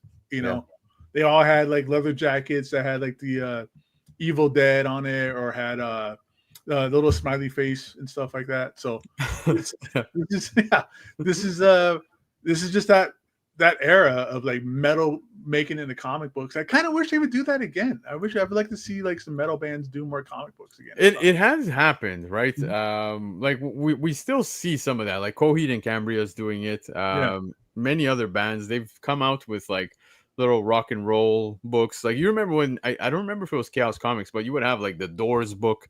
You would have so many different bands that were coming out. Nirvana.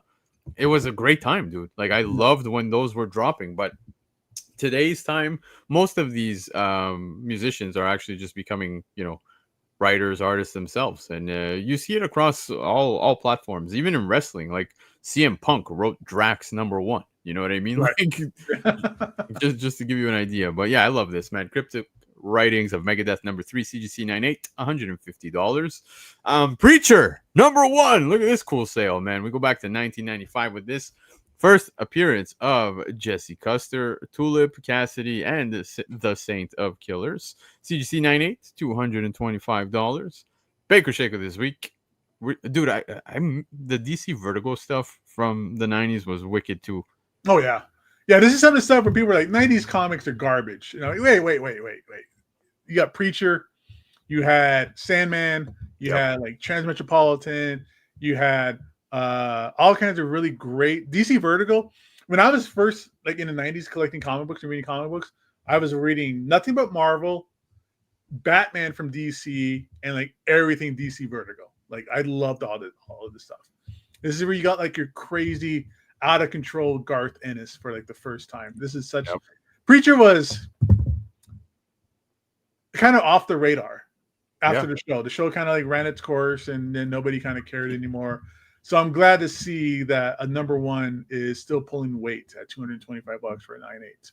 Yeah, and it's funny that Chia Pet says this because it's kind of true. Although it's DC Vertigo, this was the indie book for like 5 years straight. When you go back to when this came out, yeah, and it was kind of a prestigious thing to have like a book at DC Vertigo and have like 60 issues. That was kind of like the run for a series at DC Vertigo. Was like 60 issues. Yeah, Preacher went 60 issues, Transmetropolitan went 60 issues, Sandman went about 60 issues, 100 Bullets went 100, but still, But man, this is all fantastic reading stuff. Like this is some of my favorite stuff. Is this DC Vertigo from this era? Yeah, dark, nasty, gnarly stuff. Yeah, I agree with you that it's awesome to see that Preacher 1 is still pulling its weight, because CGC 98, $225, man. So rather cool to see that. Look at this monstrous sale, guys. We're looking at Batman Vengeance of Bane special #1. We were talking Bane in the Absolute Universe, but in 1993, we got the origin and first appearance of Bane. There's 13 CGC 99s on the census, guys, and a CGC 99 just sold for $6,000. That's wild, dude. This is awesome. This is one of my favorite origin stories for a character that, because he came out, it was a one shot, and you got, who's this new character? Like, who is this guy? Like, why do we even care? And then, of course, a little bit later on with Nightfall, you understood why we cared. But you got this great Glenn Fabry cover, this painted cover, very much kind of like how we were talking about, like EM Gist earlier, where he has like this gritty, realistic painting. Yeah, this is something like that. But the things with this book, bro, is it's a square bound book. Yep. So if you even open it to read it, too bad. That book is like a 9.2 now. Like, it creases when you open it up. Bright red cover all the way down. Like, this is something special to see. But then you realize there's 13.99s out there of all things, and someone still paid $6,000 for one. right. How cool! How wild of a world we're living in right now, dude. Yep. Don't get me wrong, I love me some Bane, man, but I'd be happy with a 9.8 over a 9.9 at $6,000 because yeah, there's 13 CGC 9.9s on the census. What's a 9.8 go for? Like $125, if that. Dude, the drop from a 9.8, from a 9.9 to a 9.8 is significant, man. You fall into the 3 digits, so yeah, it's wild to see. But yes, it did sell for $6,000 in a CGC 9.9. Now, I have to talk about this book, guys. King Spawn 50. You heard me talk about this not too long ago. That's right. If you're paying attention to these shows, you heard me talk about, I think this is going to go nuclear. And that is clearly happening because the 1 in 1,000 of King Spawn issue 50, which is a McFarlane sketch virgin, it comes with a CGC signature series certificate. And that just sold on the aftermarket in a 9.8 pre-sale, meaning it's yet to be graded, but somebody's guaranteeing it online on eBay and sold it at $3,000. Tell me this is not bananas. That is bananas, dude. Yeah. One, it's a guaranteed 9.8. You don't know if it's going to come out in 9.8. You never know what's going to happen during shipping back and forth, right? And also, it's Tom McFarlane playing that game again that he's been doing since King Spawn 1 with the, hey, I'm going to sign these and you have to pay for it out the butt so that you can send it into CGC with a certificate. I did it with this, with King Spawn 1, and then whatever the second one was. Yes, King Spawn 1, I remember. Everybody. And the second one, I think, was, God damn it, the cowboy Spawn guy. Gunslinger Spawn. Yeah, I remember I did it for those two. And that really boosted up the sales. And this is a 1 in 1,000. But it's not numbered, which is interesting because that's what was cool the first time around is how they were numbered. I don't know because I didn't see it, right? Somebody's pre-selling this. So if they're numbered, I guess that's where something we'll find out. But still, as you could see, Michael Baker sent me King Spawn 50, the 1 in 1,000 sale, and he showed me a raw copy. It sold around like $1,600, just to give you an idea. And then you've got Derek in the chat saying that last week, $2,250 was a recorded sale last Sunday. Now here we are, 1 week after this passes FOC, and we're looking at a CGC 9.8. And it would be hilarious if that person sends it in and it comes back a fucking 9.9. That'd be great, man. Yeah, he just tripled his money or something at that point. Then, yeah. Or he sent it to, I don't know. Oh no, PSA, PSA 10 out of it. Maybe we'll talk about that later. I think, right? So. Yep, exactly. We'll dive into it, but yes, all in on Spawn 77, especially that Mark Spears is on that. That's gonna be really fun. But yeah, King Spawn 50, the 1 in 1,000, and a CGC 9.8 sold for $3,000. Guys, that was the market report, but we are gonna wrap it up, man, with some of the hot topics this week, and we're gonna dive right into it because that's how we do it. Fast paced, Gabe. That's how we go. Let's go. Let's go.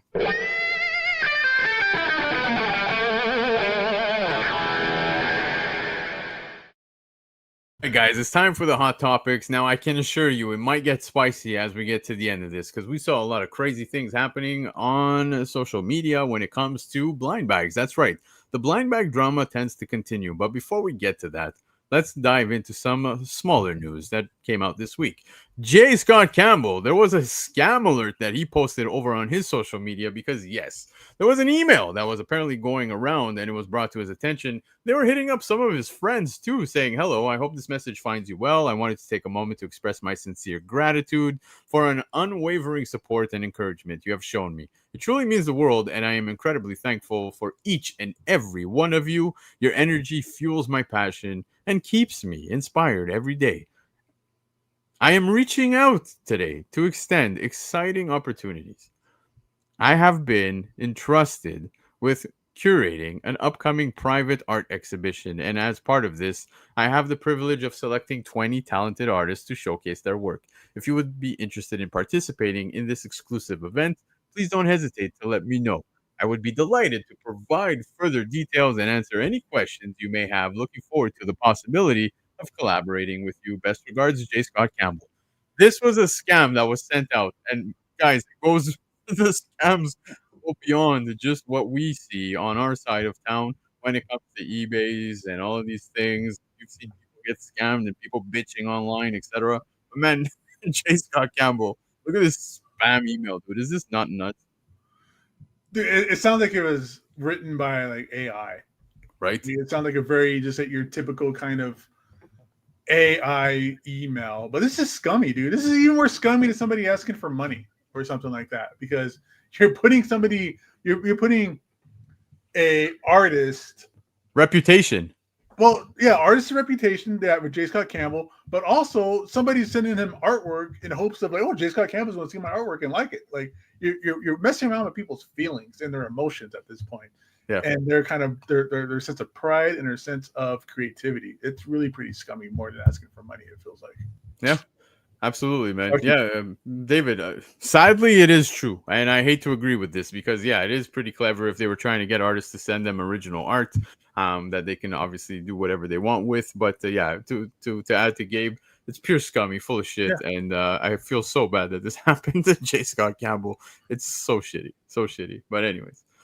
All right, moving on from this, guys. The internet went wild. I don't know if you saw this, man. Some people looked way too hard because the Russo brothers shared this photo from the Avengers Doomsday set saying, look hard. That's right.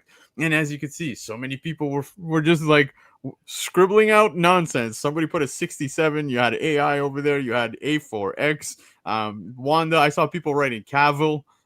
For obviously Henry Cavill. They were writing so much nonsense, and it was so cool to see. But I think the one that's most plausible is the Avengers versus X-Men one. So you can see that little A, of course, and then they've spelt out some V, and then you got the X's on those things on the far right. I don't know if it's lights setup, whatever, but who knows? Who knows, man? People are going bonkers over this on the internet, dude.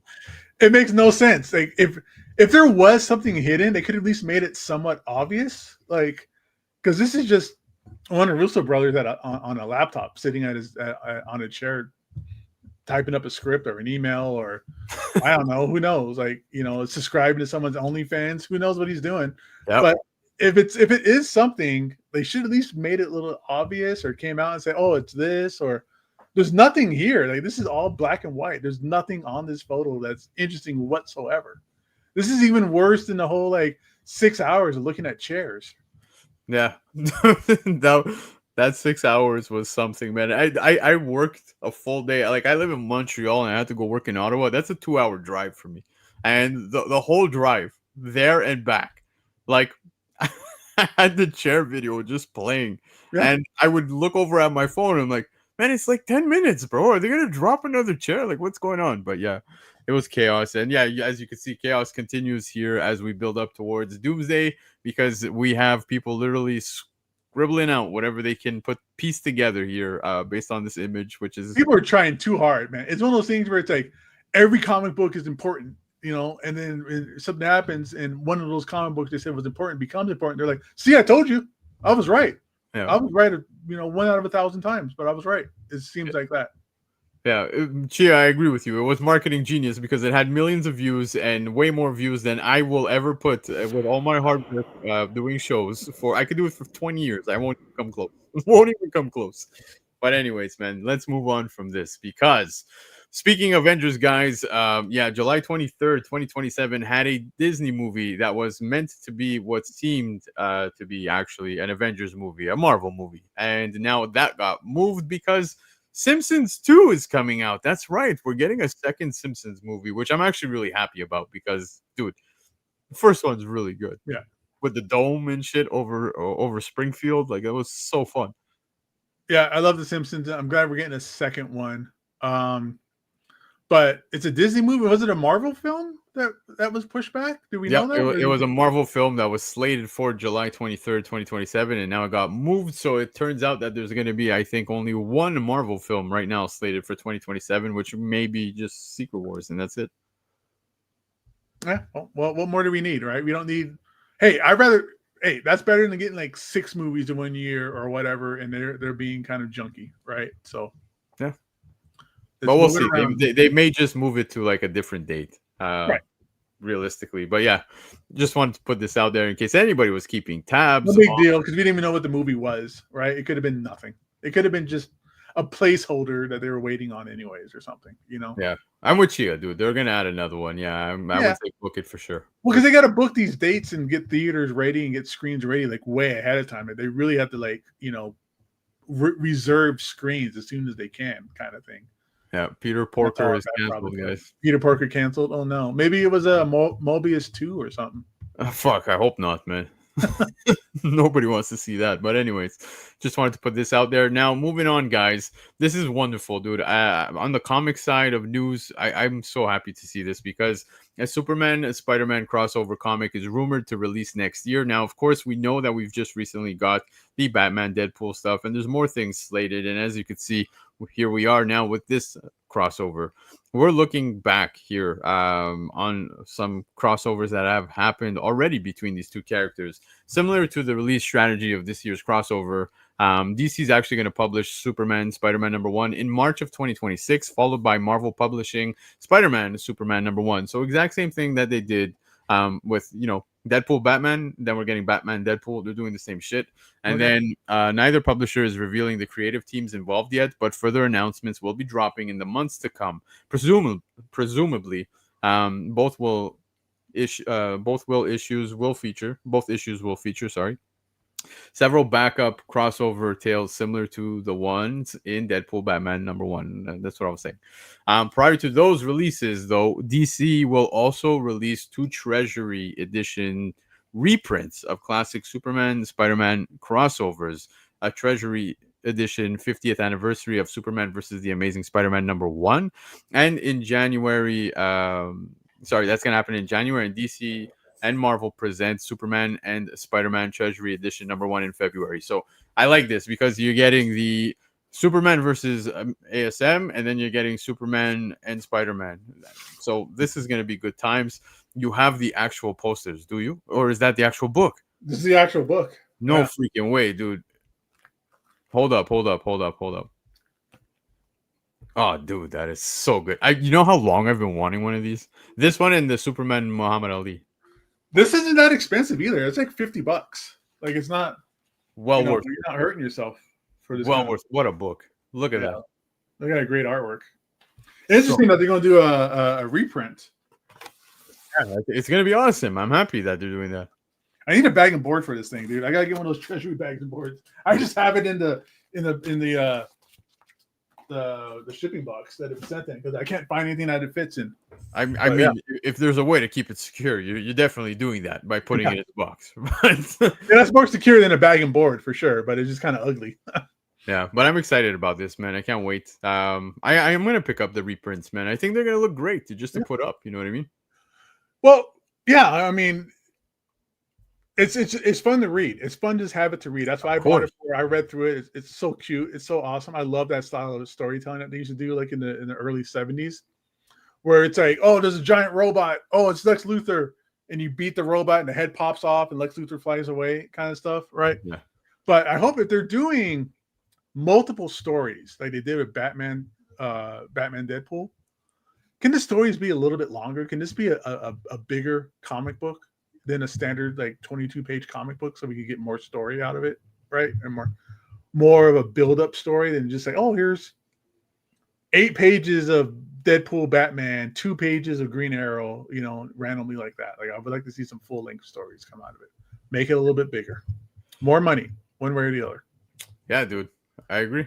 But like I said, I'm just excited to be able to pick this up and give it a read. Have my kids, you know, read through them, and that's really why I'm picking up the reprints. I'm looking forward to the new crossovers because yeah, Deadpool Batman was actually really fun. And it goes beyond just those characters. There were other characters who crossed over as well. So can't wait to read this and looking forward to it. But spoiler alert, guys. That's right. I'm going to spoil shit for you if you haven't already spoiled it for yourself. But Absolute Batman issue 13. That's right. We all know Absolute Catwoman's coming, but it seems there's more to this book.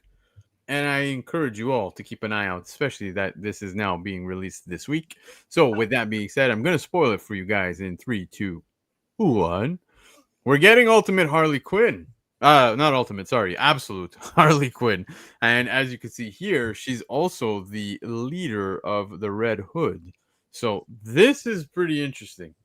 This is a huge twist on the character as well. Right, Gabe? Yeah, they gave her an extra long neck too. I love how that's what you're pointing out. But yeah, man, name's Harley Quinn, leader of the Red Hood.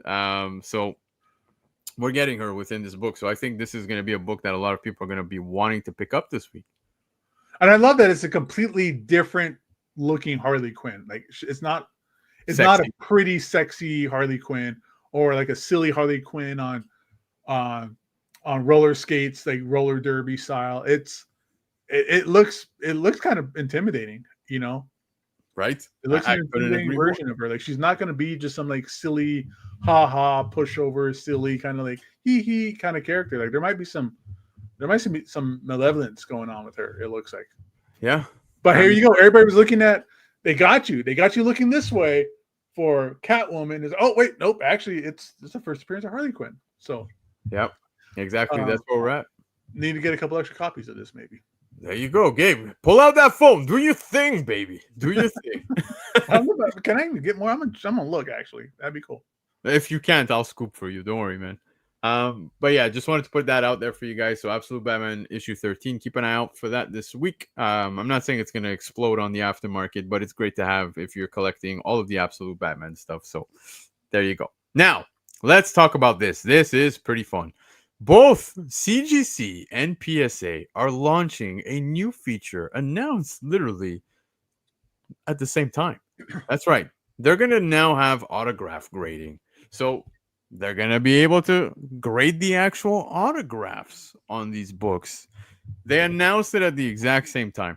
You have 9, as you can see, CGC right there. You see where the 9.8 is at the top? It says autograph 10. Yeah. And then PSA is doing the same thing where you can see right under the 9.8, it says auto whatever it is. Now, to give you guys a better, clearer picture of all that, here you go to the CGC ones. You could see that the autographs are receiving a 10 on these 2 books here above the 9.8. And then when we shift gears and go to PSA, you can see that the autograph on that X-Men #1 gets a 9. And then the Batman Who Laughs #1 gets an autograph of 10 right under the 9.8. So it's rather interesting that they're announcing this at the same time. Don't forget that PSA has now just entered the chat, right? That's pretty much what's happened within the hobby. So far, it's well received, dude. A lot of people are you know, I would say that most books cost more or less the same on big books as well. Like there's not been much of a gap in between PSA and CGC when it comes to books. But this new feature, first off, does it even appeal to you? Not whatsoever. Not whatsoever. This doesn't make any sense to me. How are you going to grade somebody's signature?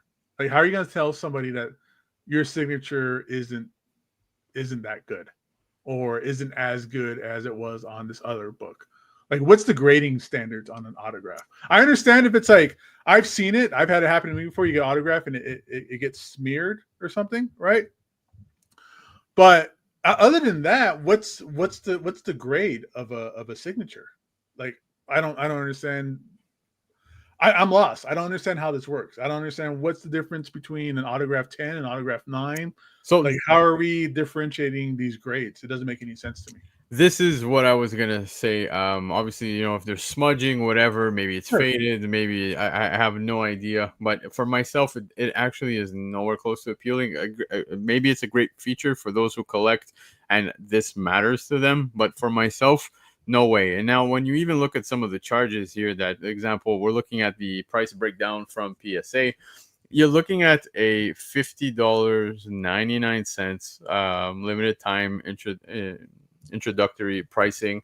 It varies and continues to go all the way down with their pricing. And to have this now thrown into this mix, I don't want to pay these types of prices for these things. For myself, it doesn't really Right. matter the autograph at all, as long as you can verify and authenticate, like, hey, this is an actual signature by example Chris Claremont. Great. Like, oh, thank you. My work Yeah. here is done. Or if it's smudged, like I could tell if it's smudged. Like if I don't like it because it's smudged, I could tell that my own. I don't need an autograph to tell me or a grade to tell me that, because this turns into just another. This just turns into another way for somebody to try and say my comic is better than yours, right? get it, Because yeah. you always hear where it's like white pages versus off-white pages versus cream pages, that kind of thing. Like now we got. Or you even get people who are like, I don't like the centering of the cover. It's not centered. I don't like the way it's wrapped. Yeah. Like it just gives people this higher, this holier than thou ego trip of saying mine is slightly better because of this and this and this. Yeah. That to me completely irrelevant. A smudge signature is a different thing because that's gross. I hate when that happens. But other than that, I don't understand what the grading is. They signed their name over a character's face. Like, I mean, I don't know. It doesn't appeal to me. I don't know where this comes from. I don't know why we would care of a signature's grade or a signature's culpability to be improved. I don't know. It just now I can just see people going to an artist and going like, can you just sign this really, really nice and take your time with the autograph? Because I want to get an auto 10. Like I don't get it. I don't know. Yeah, It's it's gonna be fun to see artists such as like I don't know, John Tyler Christopher. Like his signature is like literally such a small squiggly line that he does, so like it's miniature, whatever. So I don't know, but clearly there's a breakdown for this if you guys want to check it out. I think there was one on the PSA website if I'm not mistaken, but if not, I would be curious as well to know what is it that they're really looking for outside of like smudging. Is it faded, etc.? Are they looking at how cursive? I don't know. Lando, can you go to the image of the PSA one, because one was a 9, so I'm just curious what a 9 looks like. Sure, like, absolutely. what's a 9 autograph? So I don't know. I'm looking at the signature right there. It's Scott Williams. It's Jim Lee. Yeah. What makes that different? I don't know. I mean, I have no idea, dude. Are they going to start doing artwork this way too? You have a sketch and they're going to grade the sketch and say I like this sketch better or not as good. I hope not. Like, how do you judge somebody's signature? I don't get it. Yep. But all right, cool. More power to you if you're into that, everybody. That's a no-go for me. I don't care. Same. But here we go again, Gabe, because the blind bag stuff. Let's talk about this because this had everybody talking. It happened already with the Batman Blind as a Bat blind bags that came out, where we had sellers on Whatnot and other platforms as well selling these books. Now we have it happening again with the Mark Spears blind bags of The Monster and the Wolf, and it's also happening with the DCKO that is coming out. So these books have been shipped to stores, to sellers, whatever it is, and they're already pre-selling them. Now, a lot of people getting upset online because, of course, we all remember Lunar sent out a message. Now, as you can see here, we go back here. You're looking at the Monster and the Wolf. It's in a blind bag, right? It's not opened. Somebody bought it for $56. If that's what they want to spend on that, cool. That's up to you. Then we go over to DCKO out of the blind bag. That's what you're looking at. And somebody's buying this up. Now, As you can see, that seller who was selling the Monster and the Wolf, all of these books are out there and clearly taking them out of the blind bags. You know that there's a chase as well, right? Within this, there's like 13 golden tickets, etc. That Mark Spears had worked very hard on this entire blind bag launch, and it's unfortunate to see that people are opening these. Now, somebody reached out, and Keenspot actually responded. You guys remember that Lunar had said they had sent an email to all shops with how the Batman blind bag stuff turned out, and they were saying in order to maintain the integrity of the launch of such an anticipated item, both the publisher and Lunar have determined it is essential to hold the title until it can be allocated completely and fairly to all accounts.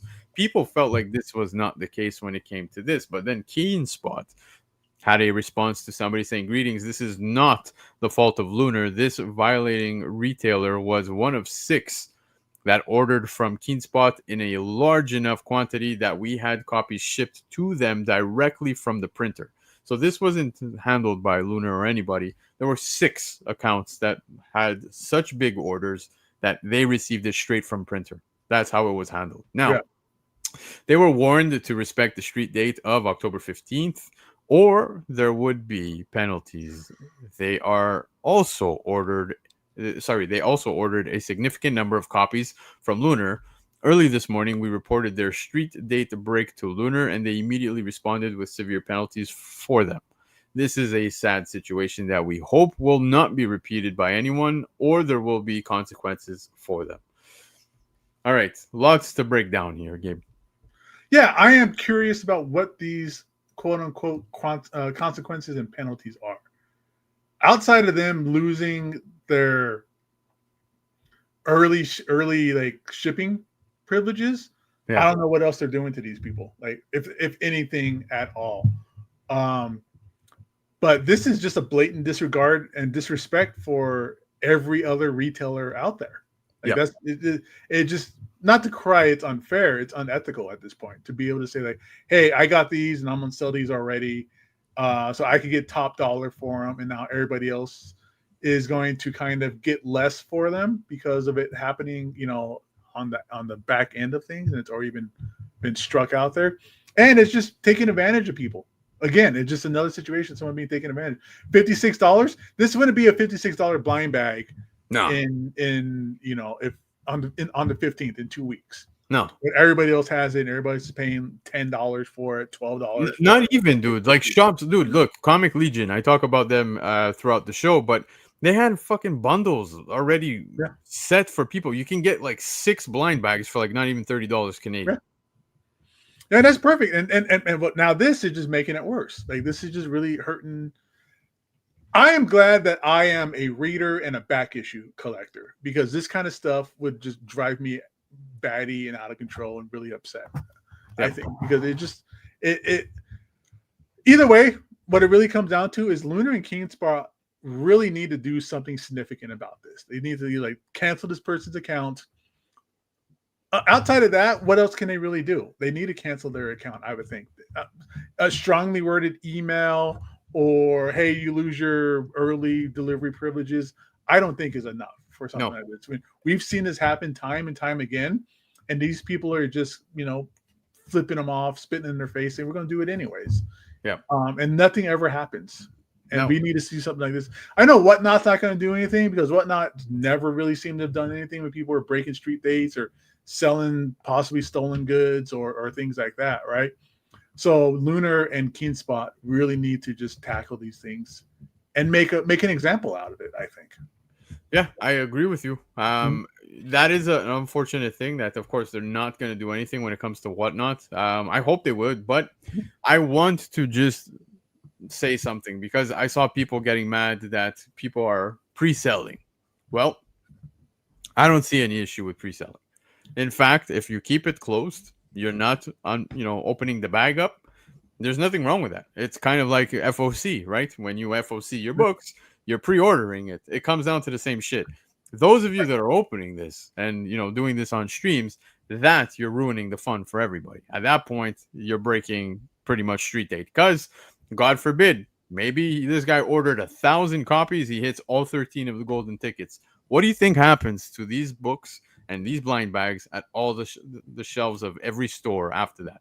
Nobody cares. They just sit there forever, and now everybody is just eating these books, pretty much. Exactly. So for me, the pre-selling that's fine, as long as you're not opening them and tearing them open, on streams, etc. Because then you're really ruining the fun for absolutely everybody.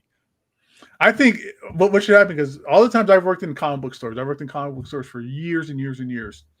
Whenever a store broke street date, then everybody else is allowed to sell the books. And I think that should happen at this point. There's one person is selling these books.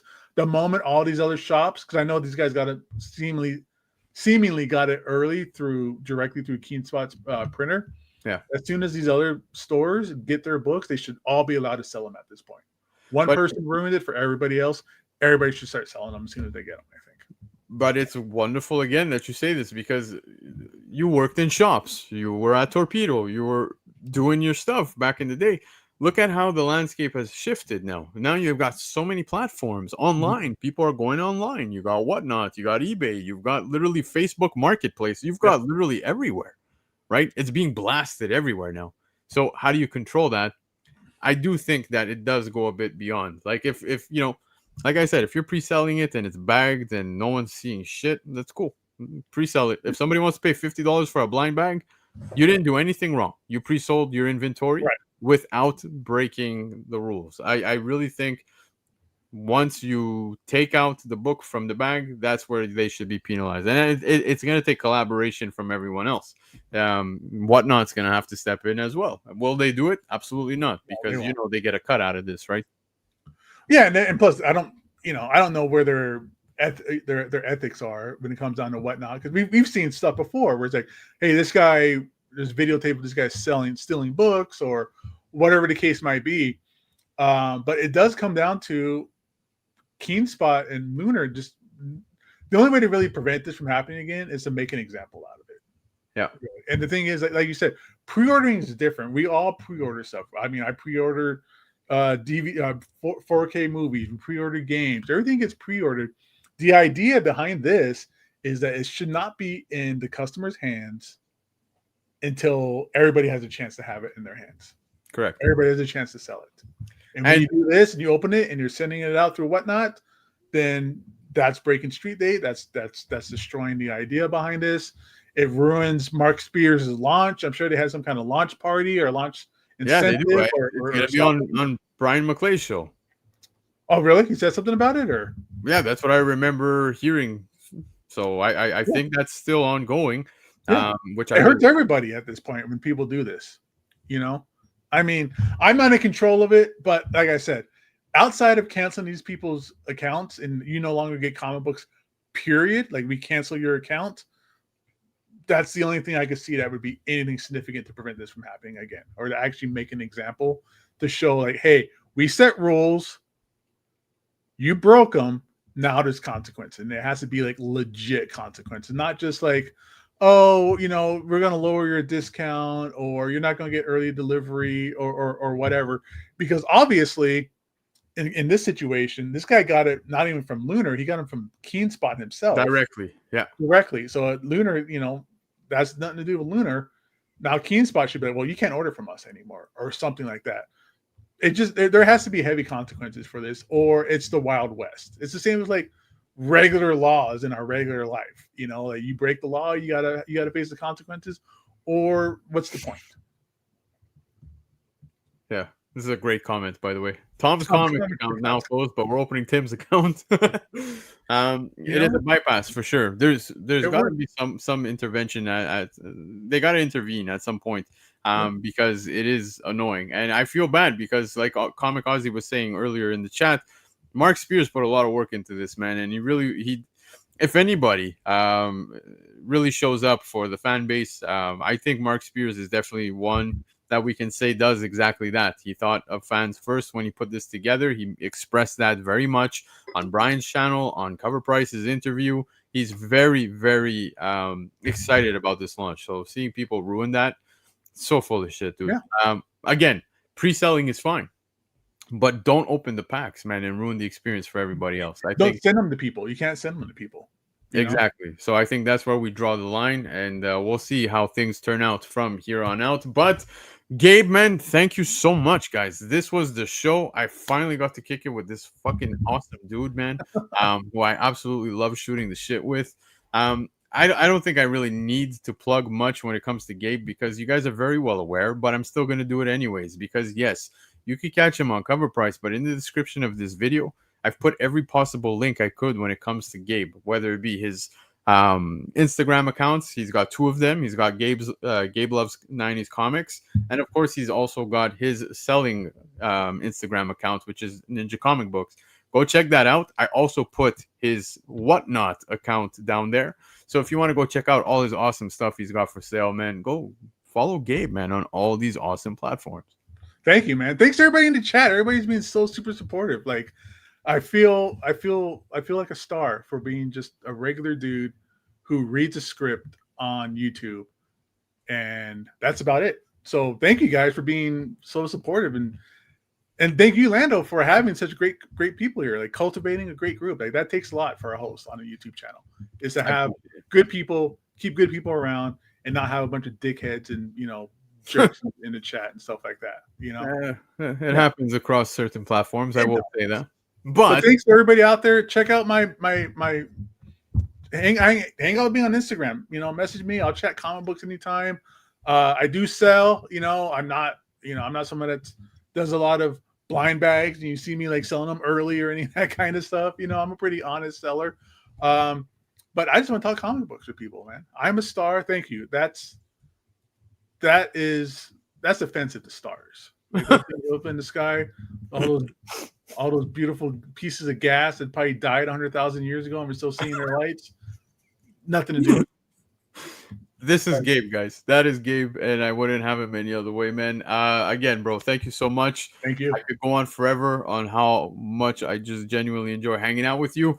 Gabe also did an amazing sit-down show as well that I think you need to let the people know as well, because that was amazing, dude. The production of that show as well was just sick. Oh yeah. I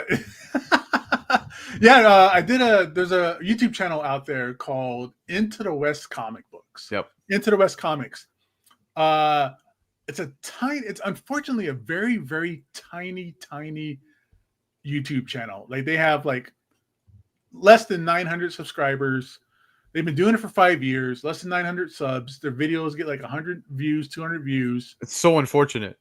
It is unfortunate because these guys have the best production value of any comic book YouTube channel out there. It is extremely professional. It looks like a legit TV show of like talking heads, like if you watch like ESPN or something like that. Perfect, beautiful, amazing studio, cameras, monitors everywhere, microphones. It was the first time I ever did a YouTube. Usually it's like this on Whatnot, and there's like this disconnect. It's here, we're together. I love you, Lando. You love me. But there is a disconnect because we're not in the same room. We're not sharing the same air. We're not having the same environment. So conversations kind of get muddled because we cut each other off because we're not really having conversations in the same room. This is the first time I did it in like a legit studio in the same room with microphones. And I had a blast, and I got blackout drunk, unfortunately, on the show. It was great. It was so good. But it was a great time. I got to talk comics. We were watching Peacemaker, so we talked about the Peacemaker episode. I think it was like episode 3 at that time. But it was wonderful. You guys should go check them out. Check out that video. Ask for me to come back because that was such a cool time. That was such a great video. Yeah, good. Shout out to everybody subscribing. I happily wanted to put that out there, and I take no offense to anybody saying that their production is the best of all time on YouTube, because it really is. I watched it. It was the first thing I told Gabe. I'm like, Gabe, I feel like I'm watching Pat McAfee, but for fucking comics. And that's like goals beyond goals. Like if there's anything I wish to have, it is a studio as such, and it was absolutely amazing. So go check out Gabe's episode because it was amazing. Let the guys know that myself and Gabe sent you over to go check out that show because they definitely deserve it, man. And I hope nothing but big things for them. I love the fact, Gabe, that you also brought up a certain issue, which I won't spoil, regarding somebody in a wheelchair and in the shower. Yeah. I'll talk about it. I'll talk about that all day. Do I have it here? I don't have it here. There is an issue. This is during the Battle of the Cowl era of Batman, where it was in between Batman disappearing into the time stream and Nightwing, Dick Grayson becoming Batman. There was a series called Oracle the Cure. Oracle the Cure. It's a 3-issue series.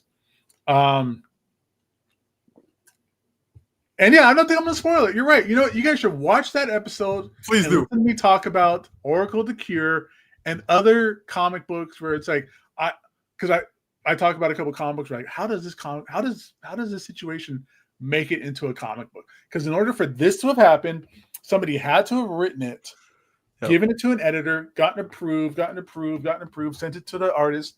Artist sends it in, it gets approved, it gets colored, it gets approved, it gets to the printer, it gets approved. They got to go through so many different channels and unlocks and final bosses before it makes into our hands. And it's like, what happened here? What's going on with this character and this situation and stuff like that? Like, I love it. I have so many books like that. It's my favorite thing about comics. Sometimes it's like, what do you mean? What do you mean Big Barda and Superman made a porno? What? Yes. Really? Yes, they made a porno. Fantastic. So I love this crazy stuff. What do you mean? There's a book of this Punisher book where this guy walks around with his dick in a jar. Like, that's weird. Like, stuff like that. You know, what do you mean? What do you mean Arsenal? What do you mean Red Arrow beat up a bunch of homeless guys with a dead cat? Like, stuff like that. Like, I love that kind of stuff. But definitely, yeah, please guys check out that episode. I go off because, like I said, I got blackout drunk. That's the last time I'm ever going to drink. That was a bad situation. It was fantastic, dude. I made bad choices, but it was a fun show. I had a lot of great time. It was basically an hour and a half of me doing comic book stand-up jokes the whole time. I was just making jokes and fooling around the entire time. It was great. Yep. But yeah, man, guys, go check it out, man. I want to give a big shout out and a big thank you, of course, to you, Gabe. I want to give a big thank you to Steve, who is still rocking with us backstage because, yes, he's still here, just watching the show, enjoying himself. And I want to give a big shout out to B. Earl for hopping on tonight as well to talk some of the Echo book that I encourage you all to pre-order. Don't forget, guys, tomorrow night we go live. We bring you the top 10 over on Covrprice, 9 p.m. Eastern time. That is the porno book right there that Gabe is holding up. So make sure you get yourself a copy if you want to see Big Barda. They legit make a porno, guys. I'm not joking. I'm not joking. Does happen. But yes, Tuesday, new comic book day show goes live at 9 p.m. Eastern time. Wednesday, we got comics covered with Matt and John. And then Thursday, man, the content comes to a close in a big fashion because we got Gabe, you got Marty, you got Laura, and you got Chris. JB as well going to be making his return this week, filling in for Laura. So there you go. You got the Shakers at 9 p.m. Eastern time. And yeah, man, if you guys can't make it to any of those shows, well, I hope to see you back here at least next Sunday with a new guest. And we got a new show, episode 110. So have yourselves a great week, guys. Hope to catch you on the other side. Adios.